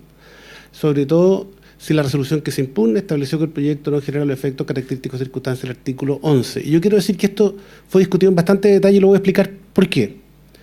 Los proyectos sometidos anteriormente a la ley no son iguales al aprobado del RCA. Hay una diferencia entre los proyectos y los vamos a explicar, que es el mismo alegato que tenemos hoy día, no hay diferencia en esos alegatos, y no hay diferencia tampoco en esos alegatos respecto a lo que se dijo durante la evaluación ambiental, porque fue la misma alegación que hicieron los mismos reclamantes. Y los impactos del proyecto Quebrada Honda se valoran y aprobaron según la normativa. Así lo dijo la Corte de Apelaciones. Los organismos sectoriales dieron su aprobación al proyecto, estableciéndose en la resolución respecto de cada sector con competencia ambiental el cumplimiento de la respectiva legislación ambiental, asimismo medidas o condiciones que deberá observar el proyecto. Quiero decir que este recurso fue extraordinariamente discutido. Los recurrentes pidieron una serie de oficios a todos los servicios públicos, no a todos, pero a varios. Y lo digo porque es relevante respecto del alegato final de la contraria, cuando cita, por ejemplo, con tanta vehemencia, el voto del Ceremi de Obras Públicas, que dice que habiendo consultado a la Dirección General de Aguas tiene dudas respecto de los impactos del proyecto. ¿Qué lo dijo? Que dijo el mismo Ceremi de Obras Públicas en este recurso de protección. Voy a adelantar un poco mi alegato, dada la forma que se desarrolló el anterior. Siempre termino cambiando mi alegato, señor presidente. Pero quiero decir lo que señala el señor Ceremi de Obras Públicas, y para mayor claridad tal vez podemos incluso adelantar un poco mi presentación, porque este es el oficio del señor Ceremi de Obras Públicas, difícil de leer, pero lo voy a leer para mayor claridad. Según consta del oficio ordinario 46 de fecha 5 de junio de 2012, cuya copia se acompaña, la Secretaría Regional Ministerial de Obras Públicas de la región de O'Higgins, representada por el secretario regional ministerial titular, señor Moisés Sarabia Ruiz, informó al Servicio de Evaluación de Impacto Ambiental de la región que, revisado la adenda 1 de la DIA del proyecto Plantel de Cerdos Quebrada Honda, presentado por la empresa agrícola Santa Lucía, dicho órgano manifestaba su conformidad. Eso se dijo a la Ilustre Corte de Apelaciones el 5 de junio del 2014, pero sigue diciendo: por su parte, la Dirección General de Aguas de la región de O'Higgins, mediante oficio ordinario número 18, de fecha 13 de enero de 2014, otorgó su conformidad en el adenda 3 de la DIA del proyecto Plantel de Cerdos Quebrada Honda, presentada, aquí en mi versión me falta la parte final de eso, y luego señala: a la sesión ordinaria número 1, de fecha 22 de enero de 2014, de la Comisión de Evaluación, concurrió con su voto desfavorable a la aprobación de la declaración de impacto ambiental del secretario regional ministerial subrogante de Obras Públicas de la región de O'Higgins, señor Jorge Celedón Pizzi, quien señaló que votaba por rechazar el proyecto de atención a la inconsistencia que presentó durante la evaluación. Respecto de ese punto, porque se le preguntó 2 veces a este señor Ceremi por qué el Ceremi había votado como lo hizo, dice: en atención a lo anterior y a la circunstancia de que dicha votación fue emitida en forma personal por el secretario regional ministerial subrogante de Obras Públicas, manifestando sus propios pareceres y consideraciones, y al hecho de que el mismo se encontraba desvinculado del Ministerio de Obras Públicas desde el 7 de abril del presente año, no es posible para esta nueva autoridad informar pormenorizadamente la razón por la cual fue rechazada la calificación ambiental del proyecto plantel de Cerdos Quebrada Honda. Más aún cuando este servicio y la Dirección General de Aguas de la región de O'Higgins, habiendo evaluado técnicamente el proyecto, se pronunciaron favorablemente respecto de este. Este es un oficio del 5 de junio del año 2014, fruto de una solicitud de la Corte de Apelaciones de Rancagua al señor Seremi de Obras Públicas para que justificara por qué había votado lo que votó cuando se aprobó el proyecto. Don mismo Pablo Silva hoy día manifiesta dudas, pero no hay ningún informe que diga por qué. No hay ningún antecedente en el expediente, no hay ningún oficio ordinario. Y es más, la Dirección General de Agua, respecto de este tema, también se le solicitó informar en el recurso de protección. Y señala cosas muy similares. Señala que aprobó el proyecto en el proceso de evaluación de impacto ambiental. Al respecto, debo informar a su señoría ilustrísima que a través del proceso asociado al sistema de evaluación de impacto ambiental a que fue sometido dicho proyecto por el plazo de 2 años y un mes desde el inicio del 2011 y mediante 3 adendas, esta Dirección General de Agua consideró, de acuerdo estrictamente con sus competencias ambientales, que el titular dio cumplimiento a los requerimientos técnicos que se le hicieron para aprobación final. Esto es importante porque prácticamente la gran mayoría de la discusión técnica se basa en olores por una parte y posteriormente en el recurso hídrico. Son las grandes discusiones que tiene esta evaluación de impacto ambiental y fue evaluada la declaración de impacto ambiental con gran cuidado por la Dirección General de Agua. ¿Por qué? Porque un tema central es el balance hídrico y el balance de nitratos asociado o dispuesto a través del agua o de los purines del proyecto. Bueno, después de este fallo bastante contundente de la Corte de Apelaciones, los reclamantes apelaron a la Corte Suprema. Quiero decir además que en esa evaluación estuvieron de acuerdo con AF en el oficio ya citado por el abogado del Servicio de Evaluación de Impacto Ambiental, la Seremi de Salud, que hizo algunas precisiones, Cernatur y la Seremi de Medio Ambiente. Todos ellos, poniendo alguna condición u otra, estuvieron de acuerdo con la evaluación del proyecto y con la aprobación de esto. Y la Corte Suprema, a la cual se apeló, hizo un cambio que, a diferencia, yo aquí discrepo de mi distinguida contradictora, no era un cambio netamente formal. Es extraño este cambio que hace la Corte Suprema y tiene un sentido. Porque la Corte de Apelaciones de Rancagua había señalado que los recurrentes podían hacer uso de los derechos del 17 número 8 de la Ley 20.600. Y la Corte Suprema, y quiero ser bien claro, y voy a dejar este documento de effective videndi, no lo acompañamos hoy día. En la Corte Suprema, el abogado, don Lorenzo Soto, que es abogado de los recurrentes hoy día, y concurre en representación de los mismos recurrentes de hoy día, acompañó un documento de la Intendencia, que es el documento más insólito que me ha tocado ver en mi vida profesional en temas ambientales, en que la intendenta, doña Morín Contreras, de esa época, señala, al final hace una apreciación sobre su interés de la protección del medio ambiente y la tecnología, y dice: en el proyecto en comento, es un documento de doña Morín Contreras a don Óscar Advanter, aquí presente, señala: en el proyecto en comento existen irregularidades que requieren ser subsanadas, irregularidades todas señaladas en los informes del año 2011, que no existen. Los servicios públicos ya vimos que propusieron aprobar el proyecto. De todos los servicios públicos ambientales y sectoriales que debieran entregar su opinión al respecto. Ya ustedes pueden revisar la evaluación de impacto ambiental. Esta intendenta, como presidenta del CEA, que no es en realidad presidenta de la Comisión de Evaluación, se empeñará, el CEA es con S en este caso, se empeñará en dar cumplimiento total y cabal a la obligación de los proyectos y actividades sometidos al sistema de evaluación de impacto ambiental de regirse procedimientos señalados en la Ley 19.300, General de Base de Medio Ambiente. Para finalizar, quiero reiterar que, no obstante el fallo que acoja o rechace el recurso de protección pendiente en la Corte de Apelaciones de Rancagua, se estudiará la factibilidad de revocar la resolución número 10 de enero del presente año. Y la Corte Suprema, teniendo a la vista no solo las apelaciones al recurso de protección, sino que este escrito y este ordinario, modifica el fallo. Y lo modifica diciendo que la reclamación que tiene posible es el 17 número 5. Y no es el 17 número 8, y tiene razón la Corte Suprema, porque el propio 17 número 8, inciso final, señala que no corresponde la invalidación en los casos del el 17 número 5, el 17 número 8. Aquí debemos decir que hay una discusión porque en este caso no hubo participación ciudadana, pero la Corte Suprema debemos entender que cuando cambia el fallo no lo hace a título baladí. No lo hace porque sí. Lo hace con un motivo muy concreto y no es una simple modificación, como señala la contraria, sino que se funda en un antecedente muy claro. Se anunció una invalidación. Se anunció una invalidación y la Corte Suprema muy simplemente se hace cargo de modificar la referencia. Y es por eso que estos recursos son importantes. Primero, porque revisaron y se discutió ampliamente el fondo, los informes sectoriales, como ustedes pueden haber ya visto de lo que señalamos anteriormente, pero porque fue un caso muy discutido en la Corte Suprema y de algún modo se anunció esta vía de acción que vemos hoy día. Por otra parte, señor presidente, a mí me sorprendió cuando vi este recurso a título de invalidación, porque si uno lo mira jurídicamente está lejos de ser una invalidación. Lo que tiene este recurso es que rehace la evaluación ambiental. Todas, y acá citamos algunas solamente, las municipalidades hicieron observaciones. Las observaciones son tomadas de modo textual de unos informes técnicos preparados por una consultora Neuel Consultores, que acompañan como fundamentos de la invalidación. Esas son todas observaciones que los municipios hicieron durante el proceso de evaluación de impacto ambiental. Estas observaciones fueron hechas en base a las observaciones efectivamente de esta consultora, si no me equivoco, presentada o solicitada por CODEPRA. Y todas estas observaciones fueron parte de la observación. En algunos casos quiero decir que respecto de una las toma un municipio, respecto de otro las toma otro. La del primera adenda las toma un municipio, respecto de la segunda adenda las toma otro municipio. Pero son las mismas alegaciones.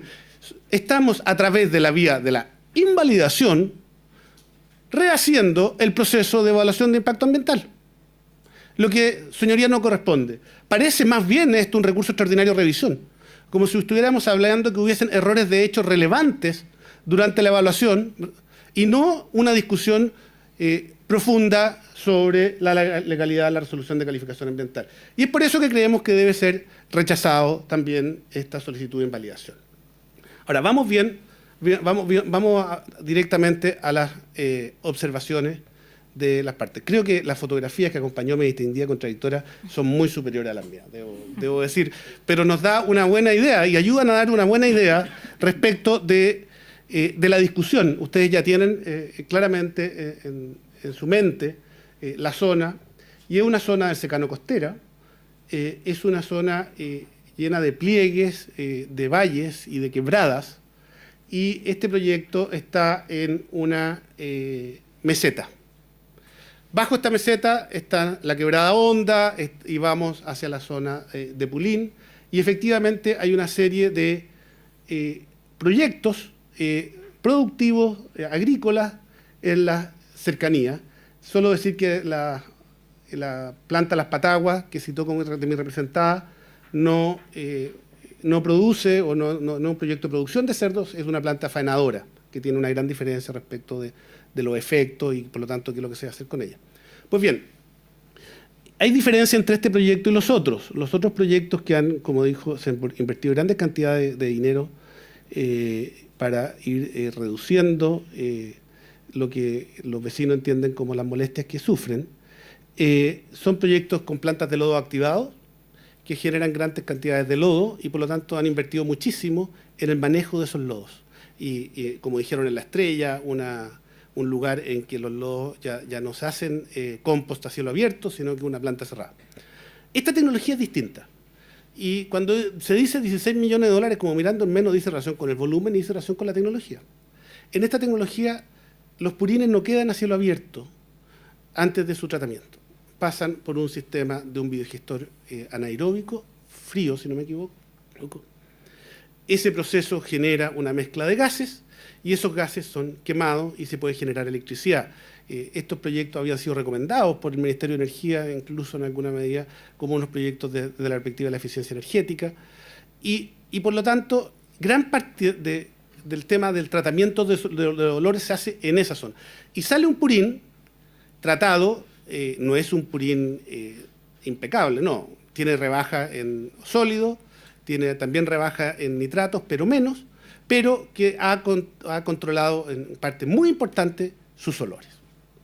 Y por lo tanto se utiliza para regar con mucha tranquilidad.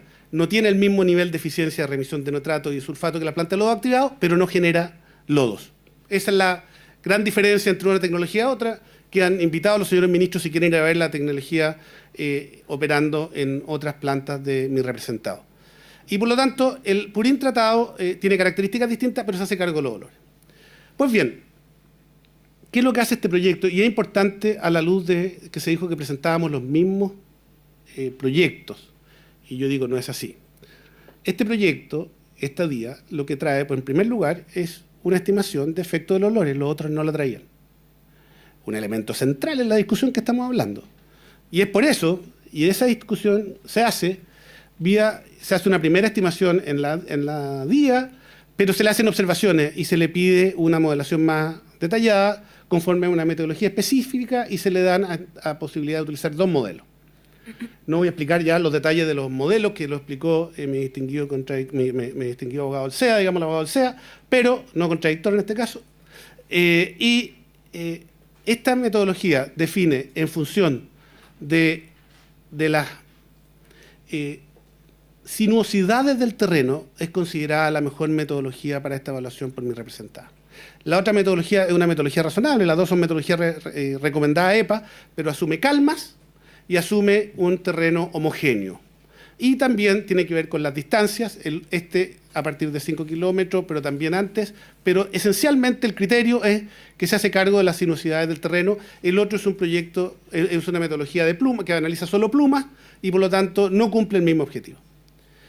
En nuestra opinión se utilizó la metodología solicitada por el CEA, pero no solo eso, se solicitó la más adecuada.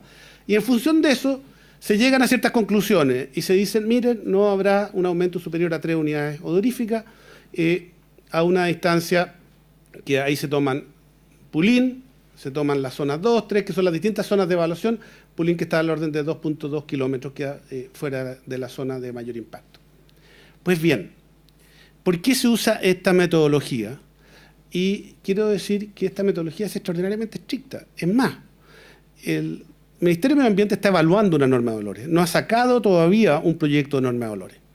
Y la propuesta hecha por el consultor que está estudiando la norma, pero avalada hasta el minuto por el Ministerio y que tiene a todos los productores extraordinariamente nerviosos, debo decirlo, ¿cuál es la propuesta de límites de olores para este tipo de instalaciones?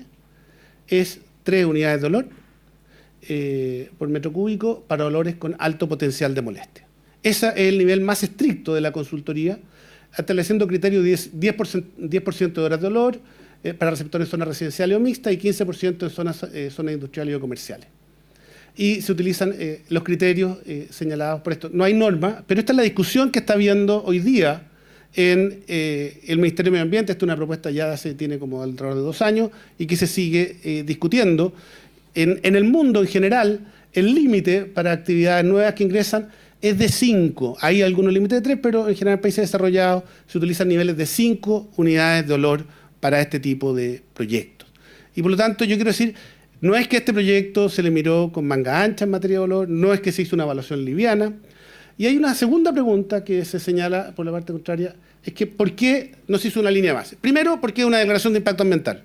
La declaración de impacto ambiental, conceptualmente, lo que debe hacer es demostrar que no se generan los efectos del artículo 11. Y por lo tanto, se estimó por la autoridad que cumpliendo este criterio muy estricto no se generaban los impactos del artículo 11. Pero además hay una razón que tiene que ver con la medición misma de olores. En general, en estudios de impacto ambiental y en general cuando se evalúan los impactos ambientales de un proyecto por olores, no se hace línea de base. La razón, según me han explicado los expertos, es porque no existe certeza de las concentraciones de olores basales cuando se le agrega un nuevo olor, sea de distinta naturaleza o no. Me tocó ver una guía metodológica de la comunidad valenciana, si no me equivoco, que dice que no hay certeza respecto a qué ocurre cuando yo sumo 2 olores, aunque esta era una suma, era una guía metodológica, por ejemplo, de actividades agrícolas. cuando yo sumo dos olores de distinta naturaleza. Y por lo tanto puede producirse un efecto sinérgico o puede diluirse. Y por lo tanto lo que se hace en general es por lo tanto poner límites a las actividades que ingresan. Yo podría tener también un mapa de olores previo en que defina zonas cerradas o zonas cerradas, pero cuando se hace evaluación de impacto ambiental para proyectos de inversión, lo que se hace es esta metodología de evaluación. Esta es la más estricta que existe, ¿ah? Y tiene que ver con eso. Y por lo tanto, no se hace línea de base en esta materia.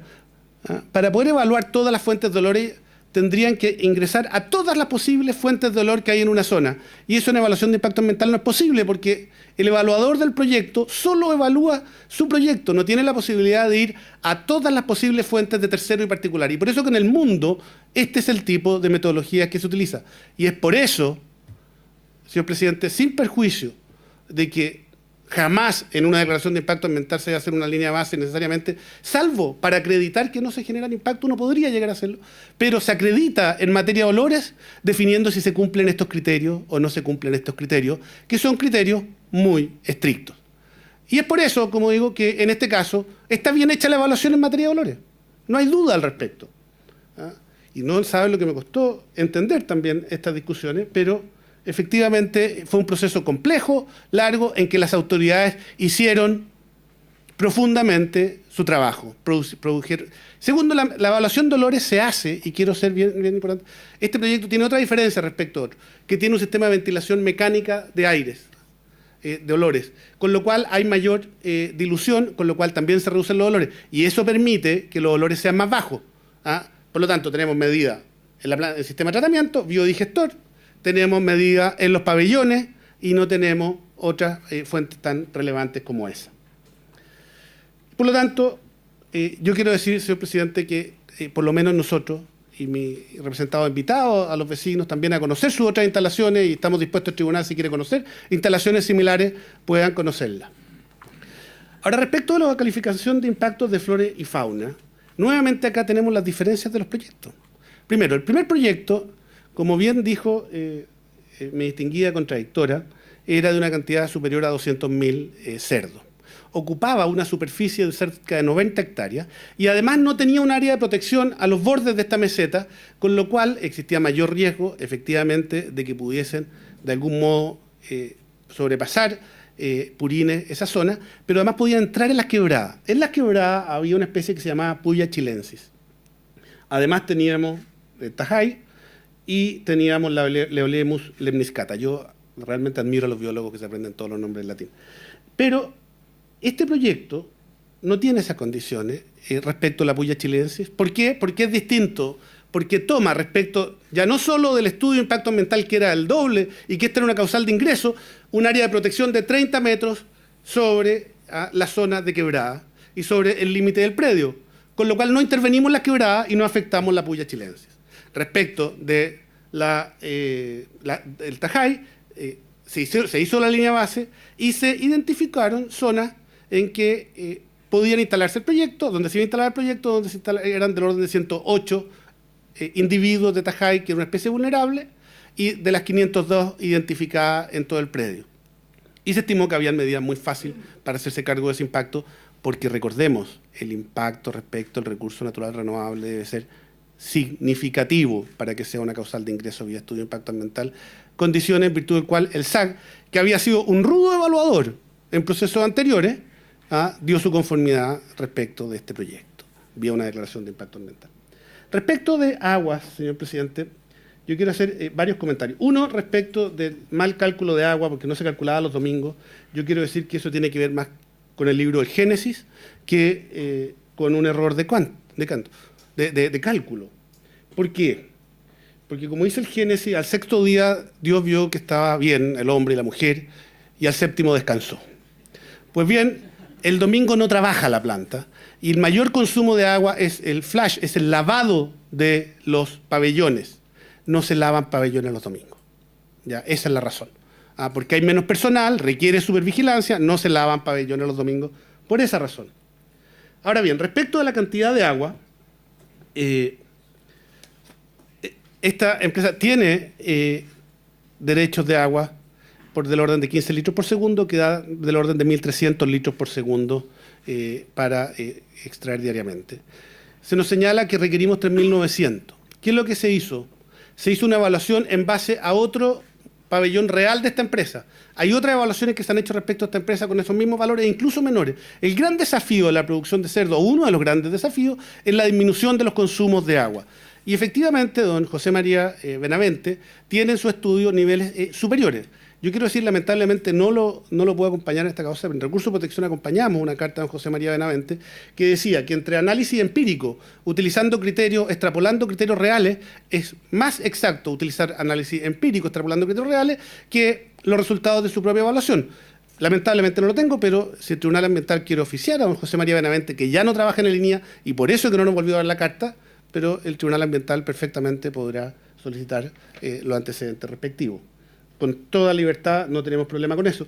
Pero, y por lo tanto, las aguas son suficientes para hacerse cargo, y que no extraigamos más va a estar monitoreado por los caudalímetros que se señalaron anteriormente. Y por lo tanto, el análisis del recurso hídrico está bien efectuado. Está el agua suficiente para que el proyecto haga lo que tiene que hacer y no se generen los impactos que temen los reclamantes. Ahora bien, respecto de la disposición del agua, se habla de las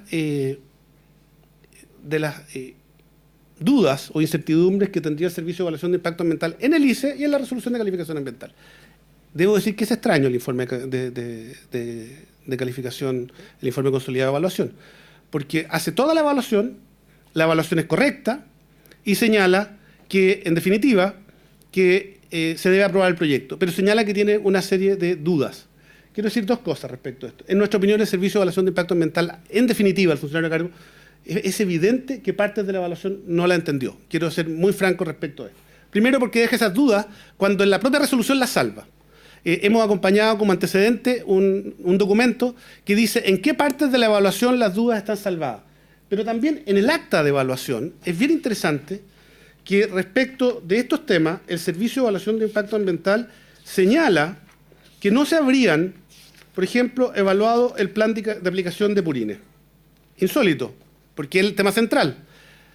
Y lo que hace el SAR respecto a esta materia, manda un mail y dice: la aplicación de purines sí fue evaluada en la presente día. Lo que ocurre es que el titular entrega un documento, no entrega un documento que diga plan de aplicación de purines, lo que es cierto, porque lo que entrega es el balance hídrico. Lo que entrega es el balance de nitrógeno, que es lo que es el plan de aplicación de purines. Lo que pasa es que ante el SAC se presenta un plan de aplicación de purines en su minuto, no es un permiso ambiental, pero en la evaluación ambiental es el balance hídrico y el balance de nitrógeno. Pero si entrega la información necesaria para su evaluación, no corresponde señalar que no ocurrió por el simple hecho que no se presente como documento adjunto. Es notable, además, la primera duda que manifiesta el SEA en ese informe es: miren, no me cuadra los números para periodos estivales, porque señala que faltaría agua. Cuando lo único que sobra en periodos estivales es el agua, y tiene que ver con que la metodología recomendada por el Servicio de Evaluación de Impacto Ambiental en periodo extraordinariamente seco genera una distorsión de cálculo. Eso es todo lo que ocurre, pero es al usar la metodología presentada por el Servicio Agrícola y Ganadero, quien es el órgano competente, que ha dictado la guía y que evalúa estos planes de aplicación de purines. Y por lo tanto las dudas no son tales, no corresponde aplicarla, y en general el proyecto se hace cargo adecuadamente de estos temas. Y respecto del suelo, que señala que son 0,3 metros o 30 y tantos centímetros, yo creo que se hicieron 20 calicatas en el terreno, y efectivamente hay un mínimo de 0,3 y un máximo de 0,9 metros, y en general CONAF dio su visto bueno que esos eran ambientes que podían crecer eucalipto, y crecen los eucaliptos sin problema, señor presidente. Ya están plantados gran cantidad de eucaliptos, chiquititos todavía porque no tienen riego, pero ya están plantados eucaliptos en el terreno. Señor presidente, así respecto al tema arqueológico, el Consejo de Monumentos Nacional también dio su aprobación, y respecto de la calificación industrial, solo me queda por decir que no puede haber una ilegalidad. Es lógico lo que dice la División de Desarrollo Urbano del Ministerio de Vivienda y Urbanismo. ¿Cómo voy a hacer calificación industrial en zona agrícola? ¿Cuál es el objetivo de la calificación industrial? Es ubicar actividades industriales o de bodegajes en zonas que se permiten actividades inofensivas, molestas, contaminantes o peligrosas. Esas son ajenas a las zonas agrícolas. Son propias de la planificación territorial. Lo que hizo el nuevo reglamento de evaluación de impacto ambiental fue generar claridad, porque efectivamente algunas comisiones de evaluación o algunos servicios de salud en alguna época solicitaban este permiso de calificación industrial para alguna actividad agrícola, lo que no tiene sentido. Una bodega en un campo no requiere la calificación industrial, como tampoco una actividad agrícola. Y por lo tanto esta norma es solo un reconocimiento de una disposición legal evidente. Y por lo tanto, señor presidente, tenemos claro que en este caso se está rehaciendo una evaluación ambiental. La evaluación ambiental que se hizo correctamente. No hay temas de evaluación que no hayan sido bien tratados. El nivel de condiciones de este proyecto es muy importante. La forma de evitar que el agua escurra, los niveles de control respecto a la humedad de las aguas para definir los criterios de riego se ha tomado considerando los criterios del año 97, que es la centenaria de esa zona, 10 días de lluvias corridas para tomar los niveles de acumulación y la posibilidad de regar solo 20 días después, cuando lo habitual es que se riegue entre 1 y 3 días después. Por lo tanto, las condiciones son enormes. El proyecto es de un estándar más que razonable para desarrollar su actividad, y la evaluación de impacto ambiental se hizo conforme a derecho. Y no podemos volver a hacer la misma discusión ambiental todas las veces, primero ante tribunales igual y posteriormente ante este ilustre tribunal. Queremos decir además que claramente en este caso no corresponde la evaluación ambiental, dado que la vía administrativa es la vía que permite posteriormente desarrollar esta evaluación y limita el plazo de interposición del recurso de invalidación, que insisto, en este caso este recurso tiene muy poco de invalidación o de solicitud de invalidación, y más bien parece un recurso extraordinario de revisión. Por todas esas razones, señor presidente, solicitamos que se rechace este recurso o esta reclamación presentada ante este ilustre tribunal, y dejamos a efectos evidentes los documentos citados más una minuta de mi alegato. Muchas gracias, señor presidente. Muchas gracias, señor abogado. Consulta, ministro.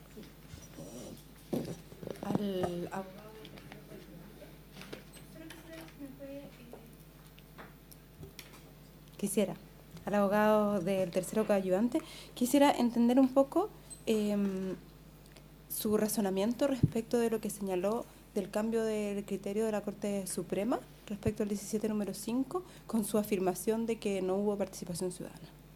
Lo que pasa es que efectivamente, señora ministra, disculpe, en este caso no hubo participación ciudadana, no vamos a tapar el sol con un dedo, digamos. Pero aún así, en mi opinión, la Corte Suprema entiende que la causal de limitación del reclamo del 17 número 8 concurre. Y es por eso que hace el cambio de la normativa. No entendemos otra razón para que lo haya hecho, sobre todo dadas las alegaciones impuestas en el recurso de protección y en la apelación. Y por lo tanto entendemos que la Corte Suprema, al fallar de ese modo, dejó claro establecido el precedente respecto a que esa causal es una causal general que está en el inciso final del 17 número 8. Habiéndose cumplido el objetivo de la audiencia, se da por terminada. Muchas gracias.